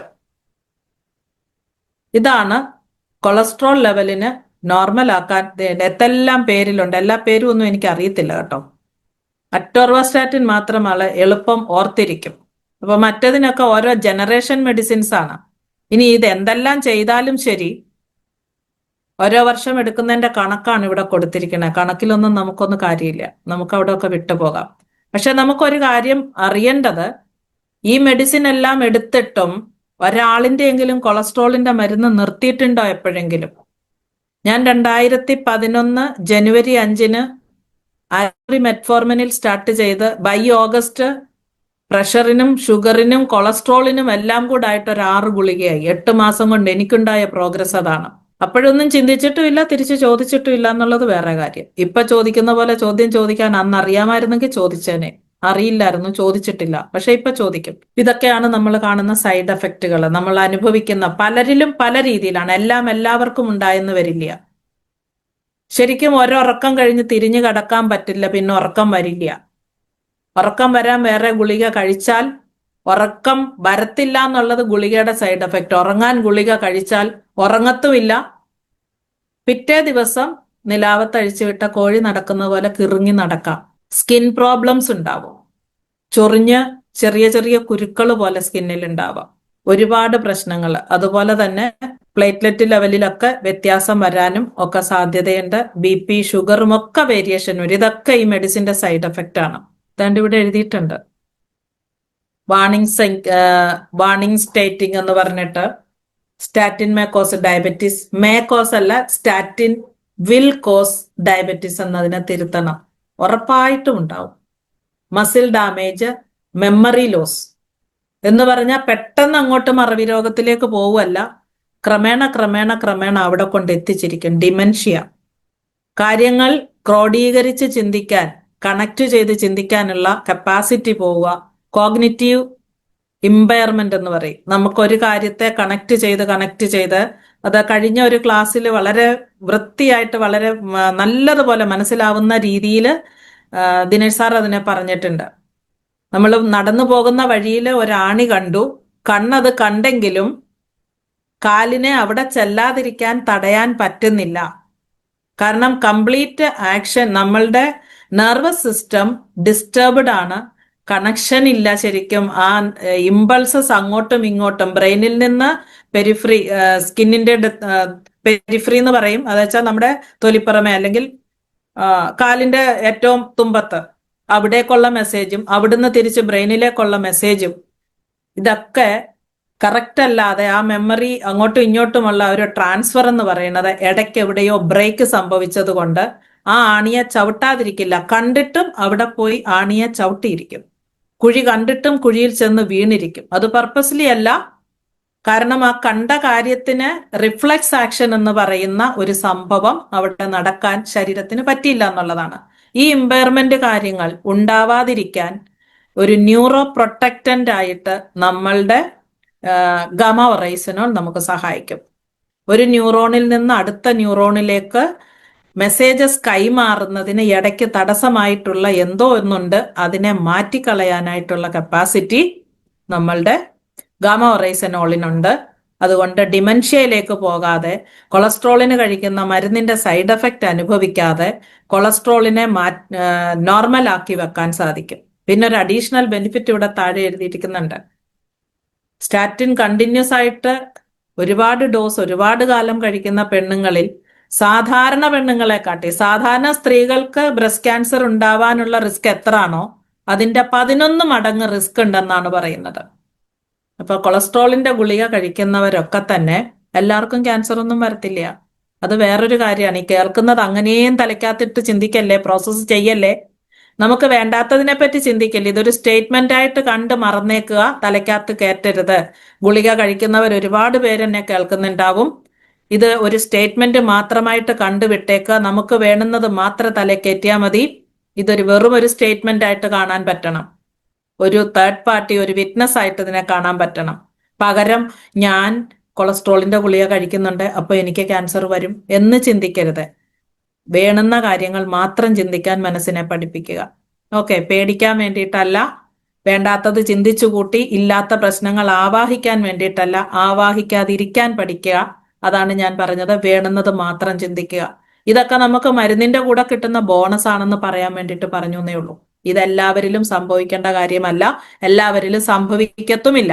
അവിടെ നിന്നൊക്കെ രക്ഷപ്പെടുത്താനും നമ്മൾ അറിയുന്ന ആൾക്കാരിൽ ഇങ്ങനെ ആരെങ്കിലും സ്റ്റാറ്റിൻ കഴിക്കുന്നുണ്ടെങ്കിൽ ആ സ്റ്റാറ്റിൻ ഒരു 3 to 6 months നമുക്ക് സ്റ്റോപ്പ് ചെയ്യിപ്പിക്കാൻ പറ്റും. അവരിനി എത്ര കൊളസ്ട്രോൾ ഉണ്ടെങ്കിലും അവരുടെ കൊളസ്ട്രോൾ നോർമൽ ആക്കിക്കൊണ്ട്. കാരണം ഞാൻ ആദ്യം നിർത്തിയത് കൊളസ്ട്രോളിന്റെ മെഡിസിൻ, രണ്ടാമത് ബ്ലഡ് പ്രഷറിന്റെ മെഡിസിൻ, ഏറ്റവും ഒടുവിലായിട്ട് ഷുഗറിന്റെ മെഡിസിനും നിർത്താൻ കാരണമായത് ഈ ഒരു കൂട്ടായിട്ടുള്ള ഈ ന്യൂട്രാസ്യൂട്ടിക്കലിന്റെ എന്റെ ശരീരത്തിൽ വരുത്തിയ മാറ്റങ്ങൾ, അതുപോലെ തന്നെ ലൈഫ് സ്റ്റൈലിൽ വരുത്തിയ മാറ്റങ്ങൾ, ഇത് മാത്രം വിഴുങ്ങിയത് കൊണ്ട് ഒരു കാര്യവും ഇല്ല. ഇതിന്റെ കൂടെ ചെയ്യേണ്ട കാര്യങ്ങളൊക്കെ കൂടി ചെയ്യണം. Okay. Health guard gamma oryzanol first time in India. ഇന്ത്യയിൽ മാത്രമേ ഉള്ളൂ ഇത് ന്യൂട്രാസ്യൂട്ടിക്കൽ ആയിട്ട് രജിസ്റ്റർ ചെയ്ത. 2025 ജനുവരി 1 വൈകുന്നേരം 7 മണിക്കുണ്ടായ ആ ഒരു വലിയ ഒരു മീറ്റിംഗ് എന്ന് പറയാൻ പറ്റില്ല, മറ്റെന്തെങ്കിലും വാക്ക് വേണം അവിടെ പറയാൻ, സമാരോഹം എന്നൊക്കെ ഹിന്ദിയിൽ പറയും, സമ്മേളനം. അവിടെ അന്ന് സംഭവിച്ചത്, ഈ ഒരു കുഞ്ഞൻ മെഡിസിനെ റെക്കോർഡ് സൃഷ്ടിച്ച ഒരുപാട് കാര്യങ്ങൾ അന്ന് അവിടെ നടന്നു. ഒരുപാട് ഈ ശരീരത്തിൽ എത്ര കണ്ട് സിസ്റ്റങ്ങൾ ഉണ്ടോ എല്ലാ സിസ്റ്റത്തിനെയും ട്രീറ്റ് ചെയ്യുന്ന ഡോക്ടർമാരെല്ലാവരും ഒരേപോലെ ഐക്യകണ്ഠേന സജസ്റ്റ് ചെയ്ത ഒരു പ്രൊഡക്റ്റാണിത്. നിങ്ങൾക്ക് തലവേദനയാണോ, നിങ്ങൾക്ക് പനിയാണോ, നിങ്ങൾക്ക് കണ്ണുവേദനയാണോ, തൊണ്ടവേദനയാണോ, തൈറോയ്ഡ് പ്രശ്നമാണോ, നെഞ്ചരിച്ചിലാണോ, കൊളസ്ട്രോൾ കൂടുതലുണ്ടോ, ഷുഗർ കൂടുതലുണ്ടോ, നിങ്ങൾക്ക് കൈകാല് കഴപ്പാണോ, നിങ്ങൾക്ക് ഉറക്കമില്ലായ്മയാണോ, മെമ്മറി ഇല്ലായ്മയാണോ, എന്തു പ്രശ്നത്തിനും, നിങ്ങൾക്ക് ക്യാൻസർ ഉണ്ടോ, ക്യാൻസറിനും നമുക്ക് ഇതൊരു ലാസ്റ്റ് വാക്കാ. ശരിക്കും പറഞ്ഞാൽ എനിക്ക് ഡയറക്റ്റ് എക്സ്പീരിയൻസ്, ഹൈപ്പർ തൈറോയിഡിസത്തിന് ഇത് കൊടുക്കാൻ പറ്റുന്നതല്ല എന്നല്ലെങ്കിൽ അതിനെ സപ്പോർട്ട് ചെയ്തുകൊണ്ട് ഇതുവരെ ഒന്നും സംസാരിച്ചിട്ടില്ല. എന്നാൽ സംസാരിച്ചിട്ടുണ്ട്. അങ്ങനെ ഒരു 3 വ്യക്തികളില് hyperthyroidism patient, medicine resistant ആയ 3 പെൺകുട്ടികൾ എന്നാണ് പറയേണ്ടത്, 27 വയസ്സ്, 32 വയസ്സ്, 37 വയസ്സുള്ള 3 പേര് ആ ഒരു കണ്ടീഷനിൽ നിന്ന് റിവേഴ്സ് ചെയ്യാൻ 90 ഡേയ്സേ എടുത്തുള്ളൂ. ഇതിന്റെ കൂടെ ന്യൂട്രിചാർജ് വുമൺ ടാബ്ലറ്റും ന്യൂട്രിചാർജ് DHAയും ആണ് ഞാൻ കൊടുത്തിരുന്നത്. അപ്പൊ ഹൈപ്പർ തൈറോയിഡിസം ചില കണ്ടീഷൻസിൽ തിരിച്ചു വരാം, പക്ഷെ ഉറപ്പായിട്ടും പറയാൻ എനിക്കറിയില്ല. കാരണം എന്റെ എക്സ്പീരിയൻസ് ആണ് ഞാൻ പറഞ്ഞത്. അവര് 3 പേരിലും അഡ്വാൻസ് ടെസ്റ്റുകളെല്ലാം ചെയ്തു. അവരിനി ഒരിക്കലും ആ കണ്ടീഷനിലേക്ക് റിവേഴ്സ് പോവില്ല എന്നുള്ളത് ഉറപ്പാണ്. അതിന്റെ കൂട്ടത്തിൽ അവരുടെ സ്കിൻ ക്യാൻസർ ചാൻസസും റെഡ്യൂസ് ചെയ്യപ്പെടും. അത് അടുത്തൊരു സ്ലൈഡിൽ പറയാൻ പറ്റിയെങ്കിൽ പറയാം, ഇല്ലെങ്കിൽ ഞാൻ അത് പിന്നീട് പറഞ്ഞുതരാം. ഇത് നമ്മൾ ആദ്യം കണ്ട സ്ലൈഡുകൾ പോലെ തന്നെയാണ്. എങ്ങനെയാണ് കൊളസ്ട്രോളിനെ കുറയ്ക്കാൻ ഇത് സഹായിക്കുന്നതെന്ന് ചോദിച്ചാൽ, ഇതിന് 3 പ്രോപ്പർട്ടി ഉണ്ട്. ഈ ഗാമ ഒറൈസനോള് ആന്റി ഇൻഫ്ലമേറ്ററി പ്രോപ്പർട്ടി ഉണ്ട്, ഇതൊരു ആന്റി ഡിപ്രസന്റ് ആണ്, അതുപോലെ ഇമ്മ്യൂണിറ്റി ബൂസ്റ്റിംഗ് ആണ്. അങ്ങനെയുള്ള ആ ഒരു പ്രോപ്പർട്ടി, ആന്റി ഇൻഫ്ലമേറ്ററി പ്രോപ്പർട്ടി തന്നെയാണ് എല്ലാ കണ്ടീഷനിൽ നിന്നും പുറത്തു കൊണ്ടുവരാൻ ശരീരത്തെ സഹായിക്കുന്നത്. കൊളസ്ട്രോളിന്റെ അബ്സോർഷനെ തടഞ്ഞുകൊണ്ട്, ഞാൻ ഓൾറെഡി എക്സ്പ്ലെയിൻ ചെയ്തു, ഇൻഡസ്റ്റൈനൽ റീഅബ്സോർഷൻ, കൊളസ്ട്രോളിന്റെ റീഅബ്സോർഷനെ തടഞ്ഞ് ബൈലുമായിട്ട് മിക്സ് ചെയ്ത് അത് സർക്കുലേഷനിലേക്ക് വിട്ട് അത് ലിവറിലേക്ക് വീണ്ടും അടിഞ്ഞുകൂടാതെ ഫാറ്റി ലിവറിനെയും തടയും, കൊളസ്ട്രോൾ ഹൈ ആവുന്നതിനെയും തടയാൻ പറ്റും. അപ്പൊ അങ്ങനെ ഒരു പ്രോപ്പർട്ടി ഇത് ചെയ്യുന്നുണ്ട്. രണ്ടാമത് ചെയ്യുന്നത് കൊളസ്ട്രോൾ എക്സ്ക്രീഷൻ. എക്സ്ക്രീഷൻ എടുത്തു പറയാതെയാണ് ഞാൻ ബൈലിലൂടെ മിക്സ് ചെയ്ത് കളയുക എന്ന് പറഞ്ഞത്. കൊളസ്ട്രോളിന്റെ അബ്സോർഷനെ കുറയ്ക്കും, അതുപോലെ കൊളസ്ട്രോളിന്റെ എക്സ്ക്രീഷൻ, അതിനെ പുറന്തള്ളും, ശരീരത്തെ അതിന്റെ സിസ്റ്റത്തിൽ നിന്ന് പുറന്തള്ളാനുള്ള ഒരു മെക്കാനിസം. അത് ബൈലെന്ന് പറയുന്നത് നമ്മളുടെ പിത്തരസം. ആ പിത്തരസത്തില് കൊളസ്ട്രോളിനെ അലിയിച്ച് അത് വീണ്ടും വയറ്റിലേക്കും വീണ്ടും കുടലിലേക്കും പോയി അതിനെ മലത്തിന്റെ കൂടത്തിൽ അത് പുറത്തു പോകും. എക്സ്ട്രാ ആയിട്ടുള്ളത് മുഴുവനും മലത്തിൽ മിക്സ് ചെയ്ത് ശരീരത്തിൽ നിന്ന് പുറത്തു തള്ളും. അതുപോലെ തന്നെ ഓക്സിഡേറ്റീവ് സ്ട്രെസ് കുറയ്ക്കുക. ഓക്സിഡേറ്റീവ് സ്ട്രെസ് നമ്മൾ ഒരുപാട് കേട്ടിട്ടുണ്ട്. ആ ഓക്സിഡേറ്റീവ് സ്ട്രെസ് കുറയ്ക്കുന്നത് വഴി കോർട്ടിസോൾ ലെവൽ കുറഞ്ഞിട്ട് അവിടെയും നമുക്ക് BP കുറയാനും ഷുഗർ കുറയാനും, ഈ 2-3 ഫങ്ഷൻസ് ആണ് ആന്റി ഇൻഫ്ലമേറ്ററി, അതുപോലെ തന്നെ ആന്റി ഓക്സിഡന്റ്. ഇത് വെറുതെ ഒരു ആന്റി ഓക്സിഡന്റ് അല്ല, സൂപ്പർ ആന്റി ഓക്സിഡന്റ് ആണിത്. സൂപ്പർ, ചില പ്രോഗ്രാമിൽ പറയുന്ന പോലെ സൂപ്പർ സെ ഊപ്പർ എന്ന് പറയാം. അത്രയും നല്ല കപ്പാസിറ്റി ഉള്ള ആന്റി ഓക്സിഡന്റ് ആണ് ഗാമ ഒറൈസനോൾ. ഇത് തൈറോയിഡിന്റെ പടമാണ് കാണിച്ചിരിക്കുന്നത്. ഹൈപ്പോ തൈറോയിഡിസത്തിന് നല്ലതാണെന്ന്. അതായത് നമ്മുടെ തൈറോയിഡിന്റെ ഫങ്ഷൻ ടെസ്റ്റ് നോക്കുമ്പോൾ ജസ്റ്റ് TSH മാത്രം നോക്കിയിട്ട് ഇത് ഹൈപ്പോ തൈറോയിഡ് ആണോ ഹൈപ്പർ തൈറോയിഡ് ആണോ എന്ന് പറയാൻ പറ്റില്ല. തൊട്ടു മുമ്പ് ഞാൻ കൊളസ്ട്രോളിന്റെ കാര്യം പറഞ്ഞതുപോലെ തന്നെ തൈറോയിഡ് ഫങ്ഷൻ ടെസ്റ്റ് ചെയ്യുമ്പോൾ TFT എന്ന് പറയും. TFT thyroid function test, T3, T4, TSH, ഈ 3 കാര്യങ്ങളും ചെക്ക് ചെയ്താൽ മാത്രമേ കറക്റ്റായിട്ട് ഹൈപ്പോതൈറോയിഡിസം ഉണ്ടോ എന്ന് മനസ്സിലാവുള്ളൂ. അപ്പൊ കറക്റ്റായിട്ട് അത് ചെയ്യണം. കൊളസ്ട്രോളിന്റെ ടെസ്റ്റ് ചെയ്യുന്നവര് ടോട്ടൽ കൊളസ്ട്രോൾ മാത്രമല്ല, ലിപ്പിഡ് പ്രൊഫൈൽ എന്ന് പറയുന്ന ടെസ്റ്റ്, അതും കഴിയുന്നതും ഫാസ്റ്റിംഗ് ആയിട്ട് ലിപ്പിഡ് പ്രൊഫൈൽ എന്ന് പറയുന്ന ടെസ്റ്റ് ചെയ്യണം. എല്ലാ കൊളസ്ട്രോളിന്റെയും അളവും അതുപോലെ റേഷ്യോയും ഒക്കെ അറിഞ്ഞാൽ കറക്റ്റായിട്ട് നമുക്കതിനെ ചികിത്സിക്കാൻ പറ്റും. ഹൈപ്പർ ടെൻഷൻ എങ്ങനെയാണ് കുറയുന്നതെന്ന് ഞാൻ പറഞ്ഞു. അതുപോലെ റിലീസ് മെനപ്പോസൽ സിംറ്റംസ്, ആർത്തവ വിരാമത്തോടനുബന്ധിച്ച് ശരീരത്തിലെ ഹോർമോൺ ഇംബാലൻസ് ഉണ്ടാകുമ്പോൾ ശരീരത്തിലെ ഹോട്ട് ആൻഡ് ഫ്ലഷ് എന്ന് പറയുന്നത്, അതൊരു ഒരു ചെറിയ സമയത്തിനുള്ളിൽ, ഫ്രാക്ഷൻ ഓഫ് സെക്കൻഡ് എന്ന് പറഞ്ഞാൽ നമ്മുടെ കൈഞ്ഞൊടിക്കുന്ന സമയം, അത്രയും സമയത്തിൽ ഒരു നിമിഷം ഭയങ്കരമായിട്ട് ഷിവറിങ് ഫീൽ ചെയ്യും, അടുത്ത നിമിഷം മുഴുവാരം ഉഷ്ണിക്കും. നല്ലതുപോലെ തീക്കനലിന്റെ അടുത്ത് നിൽക്കുമ്പോൾ ഏൽക്കുന്നത് പോലെ ഒരു പൊള്ളല് നമുക്ക് ശരീരത്തിലെ പല ഭാഗങ്ങളിലും ഉണ്ടാകാം. കാതിന്റെ ഭാഗത്താണ് കൂടുതൽ ഉണ്ടാവുന്ന, കാതൊക്കെ ചുവന്ന് തിണർത്ത് വരും. പെട്ടെന്ന് അത് മാറി പെയിലാവുകയും ചെയ്യും. തണുപ്പിനെയും ചൂടിനെയും നമുക്ക് ടോളറേറ്റ് ചെയ്യാൻ പറ്റാത്ത, അതുപോലെ ഇമോഷൻസ് കൺട്രോൾ ചെയ്യാൻ പറ്റാത്ത, അങ്ങനെ ഒരുപാട് കാര്യങ്ങൾ, ഒരുപാട് ലക്ഷണങ്ങൾ അവിടെ കാണുന്നതുകൊണ്ട് അതിനെ സിൻഡ്രോം എന്ന് പറയും. ആ സിൻഡ്രത്തിനെ, സിംറ്റങ്ങളെ എല്ലാം റിലീവ് ചെയ്യാൻ ഇത് ആന്റി ഓക്സിഡന്റ് എഫക്റ്റ് കൊണ്ട്, ആന്റി ഇൻഫ്ലമേറ്ററി എഫക്റ്റ് കൊണ്ട് സാധിക്കും. ഈ രണ്ട് പ്രോപ്പർട്ടിയാണ് കംപ്ലീറ്റ് കാര്യങ്ങളും നമ്മുടെ ശരീരത്തിൽ ചെയ്തു തരുന്നത്. അടുത്ത ബ്രെയിനിന്റെ പടമാണ്. പ്രൊട്ടക്ട്സ് നെർവസ് സിസ്റ്റം എന്നാണ്. നെർവസ് സിസ്റ്റം ബ്രെയിനും അതുപോലെ തന്നെ നാഡീവ്യൂഹങ്ങളും ചേർന്നതാണ് ആ ഒരു സിസ്റ്റം. ഉത്തമാംഗം എന്ന് ഞാൻ പലപ്പോഴും പറയുന്നത്, ബ്രെയിനിലുള്ള സെല്ലുകളെ, ന്യൂറോൺസിനെ ഡാമേജിൽ നിന്ന്, അതായത് അതിന് കേടുപാടുകൾ പറ്റിയാൽ അതിനെ റിപ്പയർ ചെയ്യാൻ നമ്മുടെ ഗാമ-ഒറൈസനോൾ ഹെൽപ്ഫുൾ ആണ്. അതിന്റെ ആന്റി ഇൻഫ്ലമേറ്ററി എഫക്റ്റ്, നീർവീഴ്ച കുറയ്ക്കാനുള്ള എഫക്റ്റ്, ഇത് വെറുതെ ഒരു ശരീരവേദനയ്ക്കും നമുക്ക് കഴിക്കാൻ പറ്റും. ഒരു പനി വന്നാലും പാരസെറ്റമോളിന് പകരം രാവിലെ ഉച്ചയ്ക്കും വൈകിട്ടും ഓരോന്ന് കഴിക്കുക, അങ്ങനെയും ചെയ്യാൻ പറ്റും. ഇപ്പൊ ബ്രെയിനിനും നെർവസ് സിസ്റ്റത്തിനും ഇത് സപ്പോർട്ടാണ്. അൽസൈമേഴ്സ്, അത് നല്ല രീതിയിൽ മറവി രോഗമാണ്. പാർക്കിൻസോണിസം, വിറയൽ രോഗം, ഇതിന് നല്ലതാണ്. കോഗ്നിറ്റീവ് പ്രൊട്ടക്ഷൻ ആണ് കുറച്ചു മുമ്പ് ഞാൻ പറഞ്ഞത്. കാര്യങ്ങൾ ക്രോഡീകരിച്ച് കണക്ട് ചെയ്ത് ചിന്തിച്ച് ഒരു നല്ല രീതിയിൽ അതിനൊരു പര്യവസാനം കണ്ടെത്താൻ പറ്റാതെ വരുന്ന കാര്യങ്ങൾ. കുഴി കണ്ടാലും കുഴിയിൽ ഇറങ്ങല്ലേ എന്ന് തോന്നിയാലും പക്ഷേങ്കിൽ അത് ചെയ്യാതിരിക്കാൻ പറ്റുന്നില്ല. അവിടെ ഒരു റിഫ്ലെക്സ് ആക്ഷൻ ഉണ്ടാവുന്നില്ല. അവിടെ ആ ആവേദന, നാഡികളുടെ ആ ഒരു സംവേദന എല്ലാം ബ്രേക്കായി പോവുക. ശരിക്കും പറഞ്ഞാല് അവരുടെ ഒരു വയർലെസ് സിസ്റ്റത്തിനിടയ്ക്ക്, ഒരു ന്യൂറോണിൽ നിന്ന് മറ്റൊരു ന്യൂറോണിലേക്ക് വയർലെസ് മെസ്സേജ് പോകുമ്പോൾ അതിനിടയ്ക്ക് ഒരു തടസ്സം സൃഷ്ടിക്കുന്ന പാട പോലെ ഫാറ്റ് ഉണ്ടാവും. ആ ഫാറ്റിനെ മാറ്റേണ്ടതാണ്. നോർമൽ രീതിയിൽ അത് മാറില്ല. Antioxidant effect, anti inflammatory effect ഉള്ള ഗാമ-ഒറൈസനോളിന് അത് മാറ്റാനുള്ള കപ്പാസിറ്റി ഉണ്ട്. ലിവറിനെ പ്രൊട്ടക്ട് ചെയ്യുന്നത് എങ്ങനെയാണെന്ന് വിശദമായിട്ട് തന്നെ ഞാൻ പറഞ്ഞു. ഇൻഫ്ലമേറ്ററി എഫക്റ്റിനെ കുറയ്ക്കുക, നമുക്ക് വ്രണങ്ങൾ, മാറാത്ത വ്രണങ്ങളെ ഉണക്കാനുള്ള കപ്പാസിറ്റി ഉണ്ട്.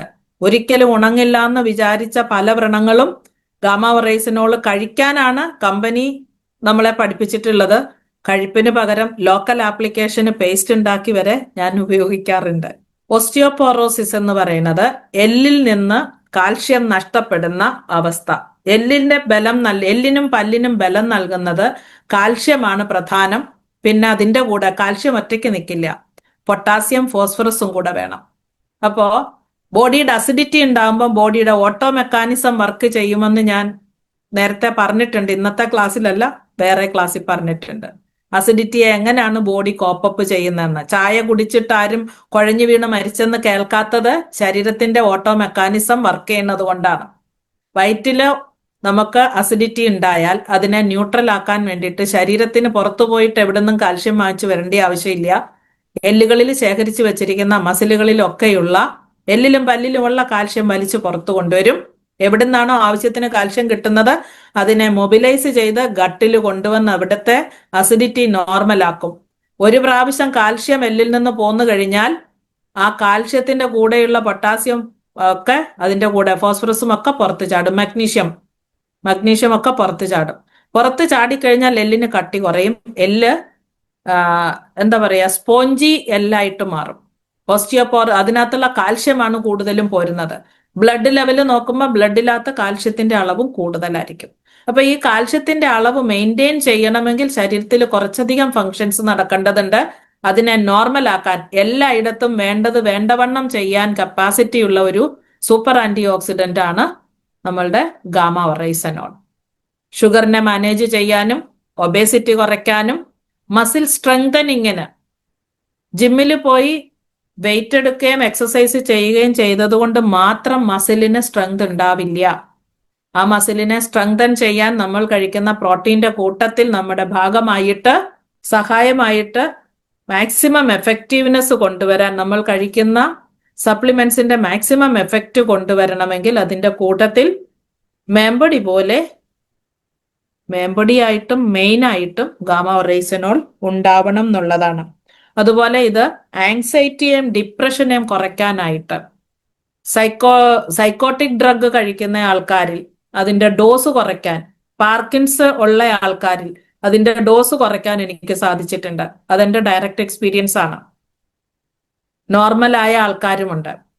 ശരിക്കും ക്യാപ്സൂൾ കൊടുക്കാതെ നമ്മുടെ റൈസ് ബ്രാൻ ഓയിൽ കൊടുത്ത് മാത്രം കംപ്ലീറ്റ് നോർമൽ ആക്കിയ ഒരു ലേഡി ഉണ്ട്. ഇതൊക്കെ നമുക്ക് ഇതിനകത്ത് വന്ന് കിട്ടിയ എക്സ്പീരിയൻസ് ആണ്. അതിനകത്തും ആ ഓയിൽ ആണെങ്കിലും അതിലുള്ളത് എന്താണ്? ഗാമ ഒറൈസനോൾ തന്നെയാണ്. ആന്റി ഓക്സിഡന്റ് എഫക്റ്റ് നമ്മളെ എല്ലാ തരത്തിലും നോർമൽ ആക്കി കൊണ്ടുപോകാൻ. Anti ageing property. Anti ageing എന്ന് പറഞ്ഞാൽ വയസ്സാവാതിരിക്കുകയല്ല ചെയ്യുക. വയസ്സാകുന്ന പ്രോസസ്സ് അനുനിമിഷം നടന്നുകൊണ്ടിരിക്കുകയാണ്. നമ്മൾ അങ്ങേയറ്റം ആങ്സൈറ്റിയിലും അങ്ങേയറ്റം ഡിപ്രഷനിലും അങ്ങേയറ്റം നമ്മളുടെ ഇമോഷണൽ സ്റ്റെബിലിറ്റി ഇല്ലാത്തവരുമാണെങ്കിൽ നമുക്ക് വളരെ പെട്ടെന്ന് പ്രായം കൂടും. നമ്മളുടെ സ്കിന്നിൽ അത് റിഫ്ലക്റ്റ് ചെയ്യും. നമ്മളുടെ സ്കിന്നിൽ അത് റിഫ്ലക്റ്റ് ചെയ്യാതിരിക്കുമ്പോഴാണ് ആളെ കണ്ടാല് പ്രായം തോന്നാതിരിക്കുന്നത്. അങ്ങനെ തോന്നാതിരിക്കുന്ന അങ്ങനത്തെ ഒരു സ്കിൻ സ്റ്റേജിനോടൊപ്പം തന്നെ മറ്റൊരു കാര്യം കൂടെ, സ്കിൻ ക്യാൻസർ ഉണ്ടാകാൻ സാധ്യതയുള്ളതിനെ തടയും. അതിന്റെ സ്കിൻ ക്യാൻസർ റിസ്കിനെ കുറയ്ക്കാനായിട്ടും നമുക്ക് നമ്മുടെ ഗാമ ഒറൈസനോൾ വളരെ ഹെൽപ്ഫുൾ ആണ്. അൾട്രാവയലറ്റ് ബി രശ്മികൾ കണ്ടിന്യൂസ് പതിക്കുന്നത് കൊണ്ട് സ്കിന്നിൽ ഡീജനറേഷൻ ഉണ്ടായി ക്യാൻസർ ഉണ്ടാവുന്നതിനെ തടയാൻ നമുക്ക് ഗാമ ഒറൈസനോൾ ഹെൽപ്ഫുൾ ആണ്. ഇൻ കേസ് ഡീജനറേഷൻ സംഭവിച്ചിട്ടുണ്ട്, ക്യാൻസർ ഡയഗ്നോസ് ചെയ്തിട്ടുണ്ട്, ക്യാൻസറിന് ട്രീറ്റ്മെന്റ് കൊടുത്തിട്ടുണ്ട് എങ്കിൽ പോലും ഗാമ ഒറൈസനോൾ കണ്ടിന്യൂസ് എടുത്തു കഴിഞ്ഞാൽ ബ്ലഡിലെ ബയോ അവൈലബിലിറ്റി നിലനിർത്തിക്കൊണ്ട്, അതങ്ങനെ പറയുന്നത് എന്തിനാന്ന് വെച്ചാൽ, നമുക്കൊരു ആന്റിബയോട്ടിക് മെഡിസിൻ എഴുതിയിട്ടുണ്ടെങ്കിൽ രാവിലെയും വൈകിട്ടും കഴിക്കണം എന്ന് പറഞ്ഞ് ഡോക്ടർ എഴുതുന്ന മെഡിസിൻ നമ്മൾ കൃത്യമായിട്ടും രാവിലെയും വൈകിട്ടും കഴിക്കും. അതായത് ആ മെഡിസിൻ 12 മണിക്കൂർ നമ്മുടെ രക്തത്തിൽ അവൈലബിൾ ആയിരിക്കും. അതിനാണ് ബയോ അവൈലബിലിറ്റി എന്ന് പറയുന്നത്. അതിന്റെ ഡോസ് കുറഞ്ഞു വരുന്ന രാവിലെ കഴിച്ചു, ഉച്ചയാകുമ്പോഴൊന്നും അതിന്റെ ലെവല് താഴുന്നില്ല. മണിക്കൂറുകൾ മുന്നോട്ട് പോകുമ്പോൾ മാത്രമാണ് അതിന്റെ ലെവല് താഴുന്നത്. അപ്പൊ നമ്മളുടെ ഗാമ ഒറൈസനോൾ 24 അവേഴ്സും ബയോ അവൈലബിൾ ആയിരിക്കും എന്നുള്ളതാണ് സത്യം. ആ ബയോ അവൈലബിലിറ്റി മെയിൻറ്റെയിൻ ചെയ്യാൻ വേണ്ടിയിട്ട് നമുക്ക് സ്പ്ലിറ്റ് ഡോസ് വേണേൽ അങ്ങനെ ചെയ്യാം. അല്ലെങ്കിൽ സ്പ്ലിറ്റ് ഡോസ് എടുക്കാന്ന് പറഞ്ഞാൽ ഇപ്പോൾ രാവിലെയും വൈകിട്ട് ഒരെണ്ണം, രാവിലെ ഉച്ചയ്ക്കും വൈകിട്ട് ഓരോന്ന്. അത് ഡിസീസ് ഒന്നും ഇല്ലാത്തവർക്ക് രാവിലെയും വൈകിട്ട് ഓരോന്ന്, അല്ലെങ്കിൽ 24 അവേഴ്സിൽ 2 ക്യാപ്സൂൾ അത് മതിയാവും. എന്തെങ്കിലും അസുഖമുള്ള ആൾക്കാർ ഉറപ്പായിട്ടും ഡോസ് കൂട്ടിയെടുക്കണം. കാരണം അസുഖമുള്ള ശരീരത്തിൽ ഇതിന്റെ റിക്വയർമെന്റ്, ഇതിന്റെ ആവശ്യകത വളരെ കൂടുതലായിരിക്കും. ഒരു ജീവിതം നമുക്ക് ഒന്നേ ഉള്ളൂ, അത് വളരെ ചെറുതാണ്. അത് സന്തോഷമായിട്ട് കൊണ്ടുപോകാൻ, അസുഖങ്ങൾ ഇല്ലാത്ത ഒരു ലൈഫിലേക്ക് പോകാൻ ഗാമ ഒറൈസനോളിനെ ചേർത്ത് പിടിക്കുക.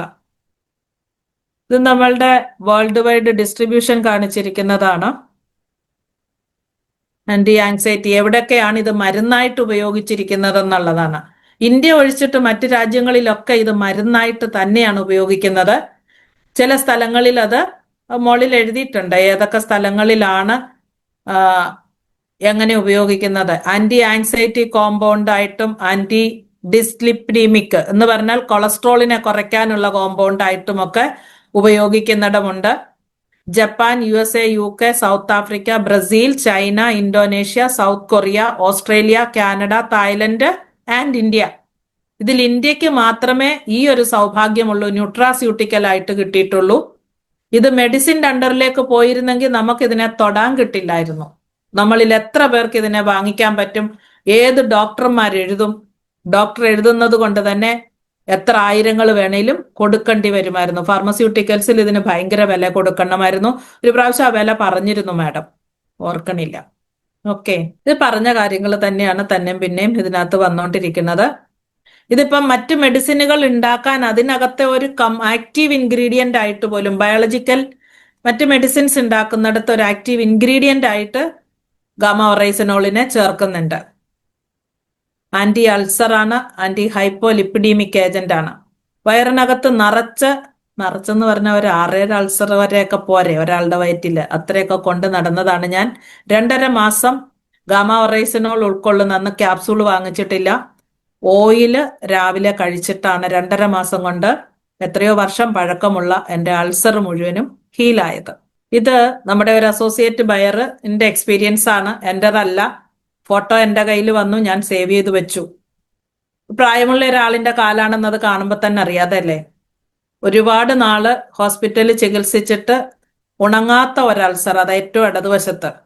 ഗാമ ഒറൈസനോൾ ഉള്ളിൽ കഴിക്കുകയും എണ്ണയിൽ ചാലിച്ച് ഗാമ ഒറൈസനോളും നമ്മളുടെ മഞ്ഞളും കൂടെ ചാലിച്ച് ഇട്ട് 2-2.5 മാസം കൊണ്ട് ആ നടുക്കത്തെ കാല് അങ്ങനെയായി.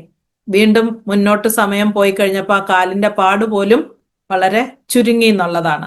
ഇതേ എക്സ്പീരിയൻസ് എനിക്ക് ഇഷ്ടം പോലെയുണ്ട്. വേറെ നോൺ ഹീലിംഗ് അൾസർ എന്ന് എഴുതി തള്ളിയ പല മുറിവുകളും ഗാമ ഒറൈസനോൾ ക്യാപ്സൂൾ ഉള്ളിൽ കഴിക്കാൻ കൊടുത്തിട്ടും കാലിൽ ആ മുറിവിൽ എണ്ണയിൽ ചാലിച്ച് ഗാമ ഒറൈസനോളും മഞ്ഞളും കൂടെ ചേർത്ത് ലേപനമായിട്ട് പുരട്ടി ഓയിൻമെന്റുകൾ മാറ്റി വെച്ചിട്ട് ഇത് വെച്ചിട്ട് ഡ്രസ്സിങ് ചെയ്ത് ഒരുപാട് നോൺ ഹീലിംഗ് അൾസറുകൾ നേരെയാക്കാൻ ഈശ്വരൻ അനുഗ്രഹിച്ചിട്ടുണ്ട്. ഇത് പത്രവാർത്തകളാണ് ഗാമ ഒറൈസനോളിന്റെ. ഇനി ഇന്ത്യയിൽ എങ്ങനെയാണ് ഗാമ ഒറൈസനോൾ? ഇന്ത്യയിൽ എപി ഓർഗാനിക്സ് ഉണ്ടാക്കുന്ന എപി ഓർഗാനിക്സ് എന്ന് പറഞ്ഞ ആ കമ്പനിയിൽ അച്ഛനും മോളും ശരിക്കും അവരുടെ ഒരു തപസ്യയാണ് ഗാമ ഒറൈസനോളിനെയും അതുപോലെ ഗാമ ഒറൈസനോൾ കണ്ടന്റ് ഉള്ള ഓയിലിനെയും ഇത്രയും സാർവത്രികമാക്കി കൊണ്ടുവരാൻ, ഒരു ഭാരത ജനതയെ മുഴുവൻ ഏറ്റവും ഹെൽത്തി സ്റ്റേജിൽ കൊണ്ടുപോകാൻ, അതിൽ ഈശ്വരാധീനമുള്ളവർക്ക്, നല്ല മനുഷ്യരായ, എപ്പോഴെങ്കിലും ജീവിച്ചിട്ടുണ്ടെങ്കിൽ 100 തെറ്റ് ചെയ്തിട്ട് ഒരു നന്മ ചെയ്തിട്ടുണ്ടെങ്കിൽ ഈശ്വരൻ ആ ഒരു നന്മയെ മാത്രമേ കാണുന്നുള്ളൂ എന്ന് പറയുന്നത് പോലെ എങ്ങനെയെങ്കിലും ഒരു ഭാഗ്യം RCMൽ വരാനും ഈ ഒരു പ്രൊഡക്റ്റ് ഉപയോഗിക്കാനും കിട്ടിയിട്ടുണ്ടെങ്കിൽ അപ്പൊ അത് നമ്മളിലേക്ക് എത്തിക്കാൻ ഏറ്റവും അധികം പരിശ്രമിച്ച അച്ഛനും മോൾക്കും കോടി പ്രണാമം. അവരുടെ ഇതിന് പിന്നിലത്തെ പ്രവർത്തനങ്ങളൊക്കെ ഒരുപാടുണ്ട്. ഒത്തിരി സഹനങ്ങളുടെ കഥ അവർക്ക് പറയാനുണ്ട്. ഒരുപാട് ഫെയിലിയേഴ്സും ഉണ്ട്. ഫെയിലിയേഴ്സ് കഴിഞ്ഞിട്ടുള്ള സക്സസ് ആണ്. ഇത് അൾട്ടിമേറ്റ് സക്സസ് ആണോ എന്ന് ചോദിച്ചാൽ ഇതിന് മുകളിൽ ഇനിയും വരാൻ കാര്യങ്ങളുണ്ട്. ഇപ്പൊ നമുക്ക് റീസണബിൾ പ്രൈസിൽ എത്തിക്കുക എന്നുള്ള അഫോർഡബിലിറ്റി റേറ്റ്, ക്ലാസ് 1 പ്രൊഡക്റ്റ് ആയിരിക്കണം. അഫോർഡബിലിറ്റി നമുക്ക് ഏതൊരു സാധാരണക്കാർക്കും വാങ്ങിക്കാവുന്ന വിലയിലായിരിക്കണം കിട്ടുന്നത്. അത് RCMന്റെ നിയമം, അല്ലെ RCMന്റെ ഉദ്ദേശ്യം, ലക്ഷ്യം അതാണ്. അപ്പൊ RCMയുമായിട്ട് കൈകോർത്തത് കൊണ്ട് മാത്രം, എപി ഓർഗാനിക്സ് RCMയുമായിട്ട് കൈകോർത്തത് കൊണ്ട് മാത്രമാണ് നമുക്ക് ഇത്രയും ലോ കോസ്റ്റിൽ കിട്ടുന്നത്. 5 കോടി എന്ന് പറയുന്ന 5 കോടി പോയിട്ട് 50 കോടി വരെ എത്തിക്കാനും വളരെ ഈസി ആയിട്ട് ആൾക്കാർക്ക് ചെയ്യാൻ പറ്റും. ആൾക്കാരുടെ ജീവിതത്തിൽ ഒരുപാട് മാറ്റം വരുത്താൻ പറ്റും. RCM ചെയ്ത് ബിസിനസ് മുന്നോട്ട് കൊണ്ടുപോകാൻ 9,000 പ്രൊഡക്റ്റിന്റെ ആവശ്യമില്ല. ഒറ്റ പ്രൊഡക്റ്റ് മതി. പക്ഷെ ആ ഒരൊറ്റ പ്രൊഡക്റ്റ് നെഞ്ചോട് ചേർത്ത് സ്വന്തം വീട്ടിൽ നിന്ന് തുടങ്ങി, സ്വന്തം കുടുംബത്തിൽ തുടങ്ങി, അയൽവക്കത്ത് കൊടുത്ത്, നാട്ടുകാർക്ക് കൊടുത്ത്, ഒരു നേഷൻ വൈസ് ഇതിനെ കൊണ്ടുപോകാൻ നമുക്ക് സാധിക്കും. എല്ലാവർക്കും സാധിക്കുന്ന കാര്യമാണ്. ഡോസേജ് ഇവിടെ എഴുതിയിട്ടുണ്ട്. Daily 2 capsule. പ്രിവെന്റീവ് ആയിട്ട് നമ്മൾ ശരിക്കും പറഞ്ഞാൽ പ്രിക്കോഷൻ ആയിട്ട് എടുക്കുമ്പോൾ 2 ക്യാപ്സൂളിന്റെ ആവശ്യമുള്ളൂ. ഏതെങ്കിലും കണ്ടീഷൻ വളരെ മോശമായ ഒരവസ്ഥയിലുള്ള ആള്, അല്ലെങ്കിൽ കുറെ നാള് മെഡിസിൻ കഴിക്കുന്ന ആൾക്കാര്, ശരിക്കും ഇവരുടെ പ്രിസ്ക്രിപ്ഷനിൽ അല്ലെ ഇവരുടെ സജഷൻ ചാർട്ടിലൊക്കെ പറയുന്നത് കണ്ടിന്യൂസ് വേറെ മെഡിസിൻസ് ഒക്കെ കഴിച്ചുകൊണ്ടിരിക്കുന്നവർ ഡോക്ടറോട് ചോദിക്കണമെന്നാണ്. ഡോക്ടറോട് ചോദിച്ചാൽ ഉത്തരം യെസ് എന്ന് പറയുന്ന ഡോക്ടേഴ്സിന്റെ എണ്ണം വളരെ കുറവായിരിക്കും. അതുകൊണ്ട് ഇതൊരു ന്യൂട്രാസ്യൂട്ടിക്കലാണ്. ഇത് അരിയുടെ തവിടിൽ നിന്ന് എടുക്കുന്നതാണ്. ചോറ് കഴിക്കുന്ന എല്ലാവർക്കും ഗാമ ഒറൈസനോൾ ആരോടും ചോദിക്കാതെ കഴിക്കാവുന്നതാണ്. ഇതാണ് ഇതിന്റെ വില. ഫാർമസ്യൂട്ടിക്കൽ, അതായത് മെഡിസിൻ ആയിട്ട് ഇത് പോയിട്ടുണ്ടെങ്കിൽ അതിന്റെ വില ഇത്രയും ഒക്കെയാണ്. മിനിമം 2,700 മുതൽ മാക്സിമം ഇവിടെ 4,200 രൂപ വരെ വരുന്നുണ്ടോ എന്നുള്ളതാണ്. ഈ വിലയ്ക്ക് ഈ 4200 സ്ഥാനത്ത് ഞാൻ മുമ്പ് പറഞ്ഞ 42,000 രൂപയാണ് ആ മെഡിസിന്റെ വില എന്ന് പറഞ്ഞാലും നമ്മൾ വാങ്ങിക്കും. അതൊരു ഡോക്ടർ സജസ്റ്റ് ചെയ്യുന്ന, ഡോക്ടർ പ്രിസ്ക്രൈബ് ചെയ്യുന്നതാണെങ്കിൽ. ഇപ്പൊ നമുക്ക് വരാനിരിക്കുന്ന വിലയാണ്. ഇപ്പൊ എന്റെ കയ്യിലിരിക്കുന്ന സ്റ്റോക്ക് 680 680 ആയാലും 690 ആയാലും RCMൽ ലൈവായിട്ടുള്ള ആൾക്കാർക്ക്, JRCM എന്ന് പറയുന്ന ആൾക്കാർക്ക് ഡിസ്കൗണ്ട് പ്രൈസിൽ 483 രൂപയ്ക്കും പർച്ചേസ് വോളിയം 360 തന്നെ ഇത് കിട്ടും. MRP നമ്മളെ സംബന്ധിച്ചിടത്തോളം നമ്മൾക്ക് ട്രിപ്പിന് പോകാനുള്ള, ഇപ്പൊ ഗിരീഷ് സാറ് പറഞ്ഞ ആ ഓരോ ഓഫർ, ഒരു ടൂർ കഴിഞ്ഞ് വരണമെങ്കിൽ കയ്യിൽ പൈസ വേണം. അവിടേക്കുള്ള എൻട്രിക്ക് വേണ്ടി മാത്രമാണ് നമ്മൾ ഓഫർ ചെയ്യുന്നത്. അവിടെ എത്തണമെങ്കിൽ അവിടുന്ന് പിന്നെ പോകണമെങ്കിലും പൈസ വേണം. ആ പൈസ ഉണ്ടാക്കാൻ ഈ സാധനം വിറ്റാൽ പോരെ? ഒരെണ്ണം വിറ്റാൽ എത്ര രൂപയാ കിട്ടുന്നത്? അപ്പൊ നമുക്ക് പൈസ, സമയമുണ്ട്, അടുത്ത ടൂർ വരെ സമയമുണ്ട്. പർച്ചേസ് ചെയ്ത് വെക്കുക, സെയിലാക്കുക, പോക്കറ്റിൽ പൈസ ഉണ്ടാക്കുക, ടൂർ പ്ലാൻ ചെയ്യുക, സക്സസ് ആയിട്ട് പോയിട്ട് വരിക. ഇപ്പൊ നമ്മളുടെ MRP സെയിൽ ചെയ്യുന്ന 5 ഗാമ ഒറൈസിനോൾ ഒരു ദിവസം വിറ്റ് 100 എണ്ണം, ഇത് പഴയ സ്ലൈഡാണ്, 100 എണ്ണം എത്താൻ 20 ദിവസം കൊണ്ട് നമുക്ക് 25 100 MRP സെയിലിൽ, ഡിസ്കൗണ്ട് സെയിലിൽ ഇത്ര വരും. കമ്മീഷൻ വരുന്നത് 1000 ചില്ലാനം രൂപ. അതെടുത്ത് പുട്ടടിക്കാതെ 10 വെച്ചാൽ ടിക്കറ്റിനും യാത്രയ്ക്കും പൈസയാകും. ഇപ്പൊ നമ്മൾക്ക് പൈസ ഉണ്ടാക്കാനുള്ള കണക്ക് സഹിതം നമുക്ക് പറഞ്ഞു തരുന്നുണ്ട്. ഇല്ലെങ്കിൽ നമ്മൾ കണക്ക് കൂട്ടിയെടുക്കുക. പൈസ ഉണ്ടാക്കാൻ, ജീവിതം അസുഖമില്ലാതാക്കാൻ, ജീവിതം എൻജോയ് ചെയ്യാൻ, ഒരു കൂട്ടായ്മയിൽ എത്തിപ്പെടാൻ ഒക്കെ എങ്ങനെയൊക്കെയാണ് നമുക്ക് ഈ ഗാമ ഒറൈസനോൾ എന്ന് പറയുന്ന പ്രൊഡക്റ്റ് നമ്മുടെ ജീവിതത്തിൽ ഇൻഫ്ലുവൻസ് ഉണ്ടാക്കുന്നതെന്ന് ഓരോരുത്തരും ചിന്തിച്ചോളുക. 20 ദിവസം കൊണ്ട്, ഒരു ദിവസം 1800 പർച്ചേസ് വോളിയം വെച്ചിട്ട് 20 ദിവസം കൊണ്ട് 36,000 പർച്ചേസ് വോളിയം, 7% പെർഫോമൻസ് കമ്മീഷൻ വാങ്ങിക്കുന്ന, അല്ലെ പെർഫോമൻസ് ബോണസ് വാങ്ങിക്കുന്ന ലെവലിലാണ് ആണെങ്കിൽ 2,520 രൂപ. റീറ്റെയിൽ മാർജിൻ കിട്ടുന്ന പൈസ വേറെയാണ്. അപ്പൊ ടോട്ടൽ ഇൻകം 23,220 രൂപ. നമുക്ക് ടിക്കറ്റ് ചാർജ് അത്രയൊന്നും ആവത്തില്ല. അത്രയും മാത്രം ചെയ്താൽ പോലും നമുക്ക് ഈ പറഞ്ഞ ടൂർ, സാറ് പറഞ്ഞ ഗോൾഡൻ ടെമ്പിളും അതുപോലെ തന്നെ ഡൽഹിയും ബിൽവാരയും ഒക്കെ കറങ്ങി വരാൻ ആവശ്യത്തിന് പൈസയുണ്ട്. ഇപ്പൊ പൈസ ഇല്ല എന്നുള്ള ഒരു കാരണത്താലും നമ്മുടെ ടൂറൊന്നും മുടങ്ങിപ്പോവില്ല, എൻജോയ്മെന്റ് മുടങ്ങിപ്പോവില്ല. 50 രൂപ ഇല്ലാത്തത് കൊണ്ട് എക്സ്കർഷന് പോകാതിരുന്ന കക്ഷിയാണ് ഞാൻ. Yes you can, you only can do it.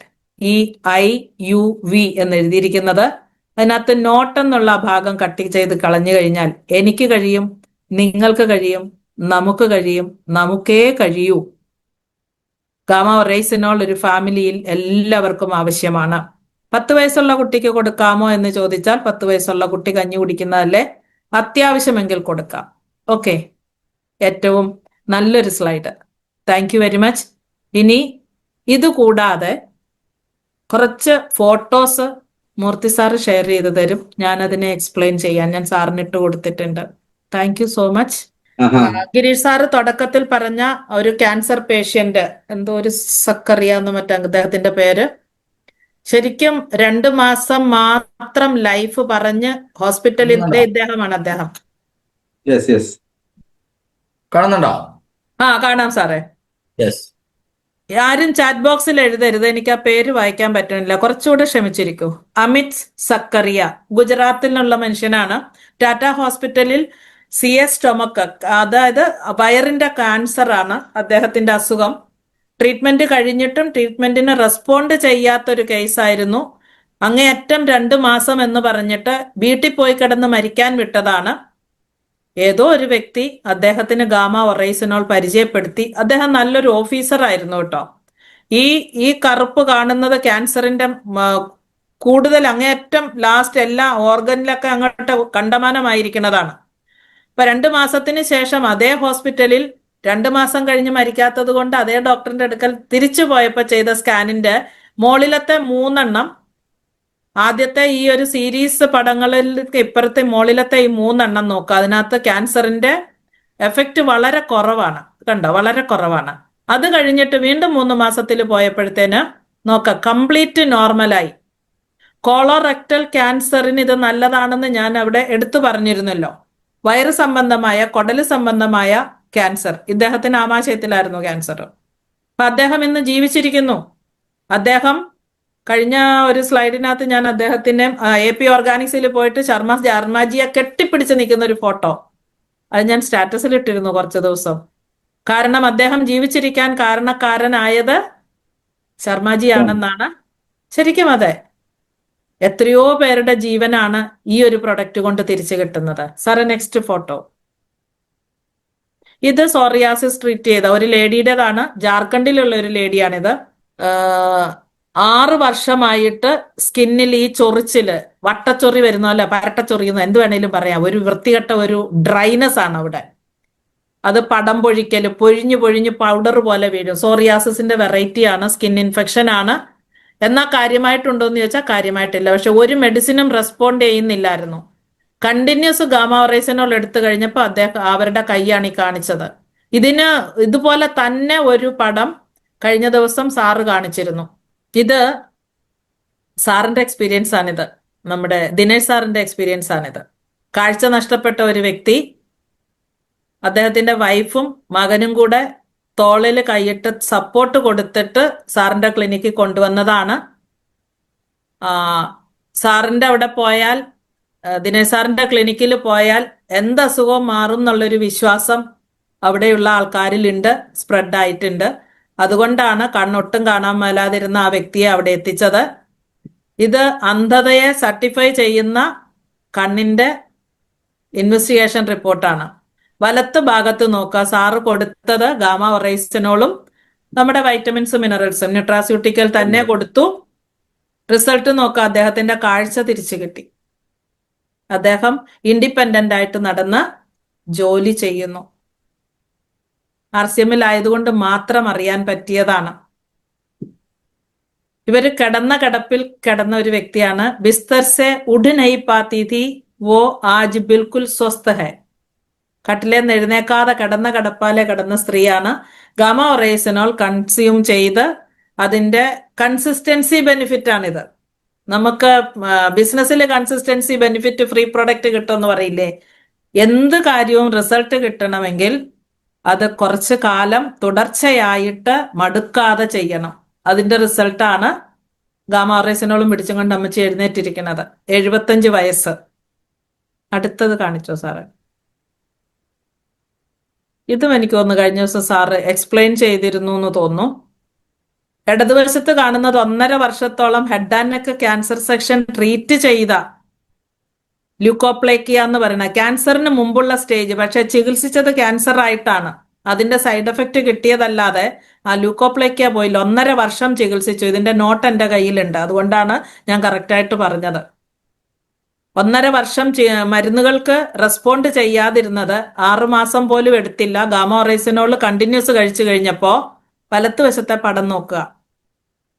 ല്യൂക്കോപ്ലേക്കിയ എന്ന് പറയുന്നത് ശരിക്കും വായില് ഈ ഗുഡ്ക കയ്യിലിട്ട് ഒരച്ച് നാവിന്റെ അടിയിലും വായിലും ഒക്കെ വെക്കുന്ന സാധനം, അതാണ് ഇതിന്റെ കാരണം. അപ്പൊ ഇത് മാറ്റിയെടുക്കാനായിട്ട് പറ്റി. ഇത് ചെറുപ്പക്കാരനാണ്. 1.5 വർഷമായിട്ട് പാരലൈസിസ് ആയിട്ട് വീണുപോയ വ്യക്തിയാണ്. ഇപ്പോ പാരലൈസിസ് ഒന്നുമില്ല. അദ്ദേഹത്തിന് 4 അപ്പർ ലോവർ ലിംസ്, 2 കാലും 2 കൈയും മൂവ് ചെയ്യാൻ പറ്റുന്നു. അദ്ദേഹം ചികിത്സിച്ച ഹോസ്പിറ്റലിന് തന്നെ അത്ഭുതമാണ് ആ മനുഷ്യൻ. അപ്പൊ അദ്ദേഹം ഇത് RCM ഇത് വാങ്ങിച്ച് സെയിൽ ചെയ്ത് അദ്ദേഹം ജീവിക്കുന്നു. അദ്ദേഹത്തിന്റെ നോട്ട് എന്റെ കയ്യിലുണ്ട്. അരവിന്ദ് ഗോസ്വാമി, ബീഹാറുകാരനാണ്, പൂണിയ, ബീഹാർ. അവിടെ എത്തിച്ചു കൊടുക്കാൻ ഒരാളുണ്ടായി എന്നുള്ളതാണ്, അവര് കഴിക്കാൻ തയ്യാറായി എന്നുള്ളത് മറ്റു കാര്യം. വേറെ ഉണ്ടോ സാറേ? ഇനി ഇല്ല അല്ലേ? കഴിഞ്ഞു. ഈ 2 പേരും ഗാമ ഒറൈസിനോളും സിന്ദാബാദ്. Thank you madam, wonderful session. ഇതില്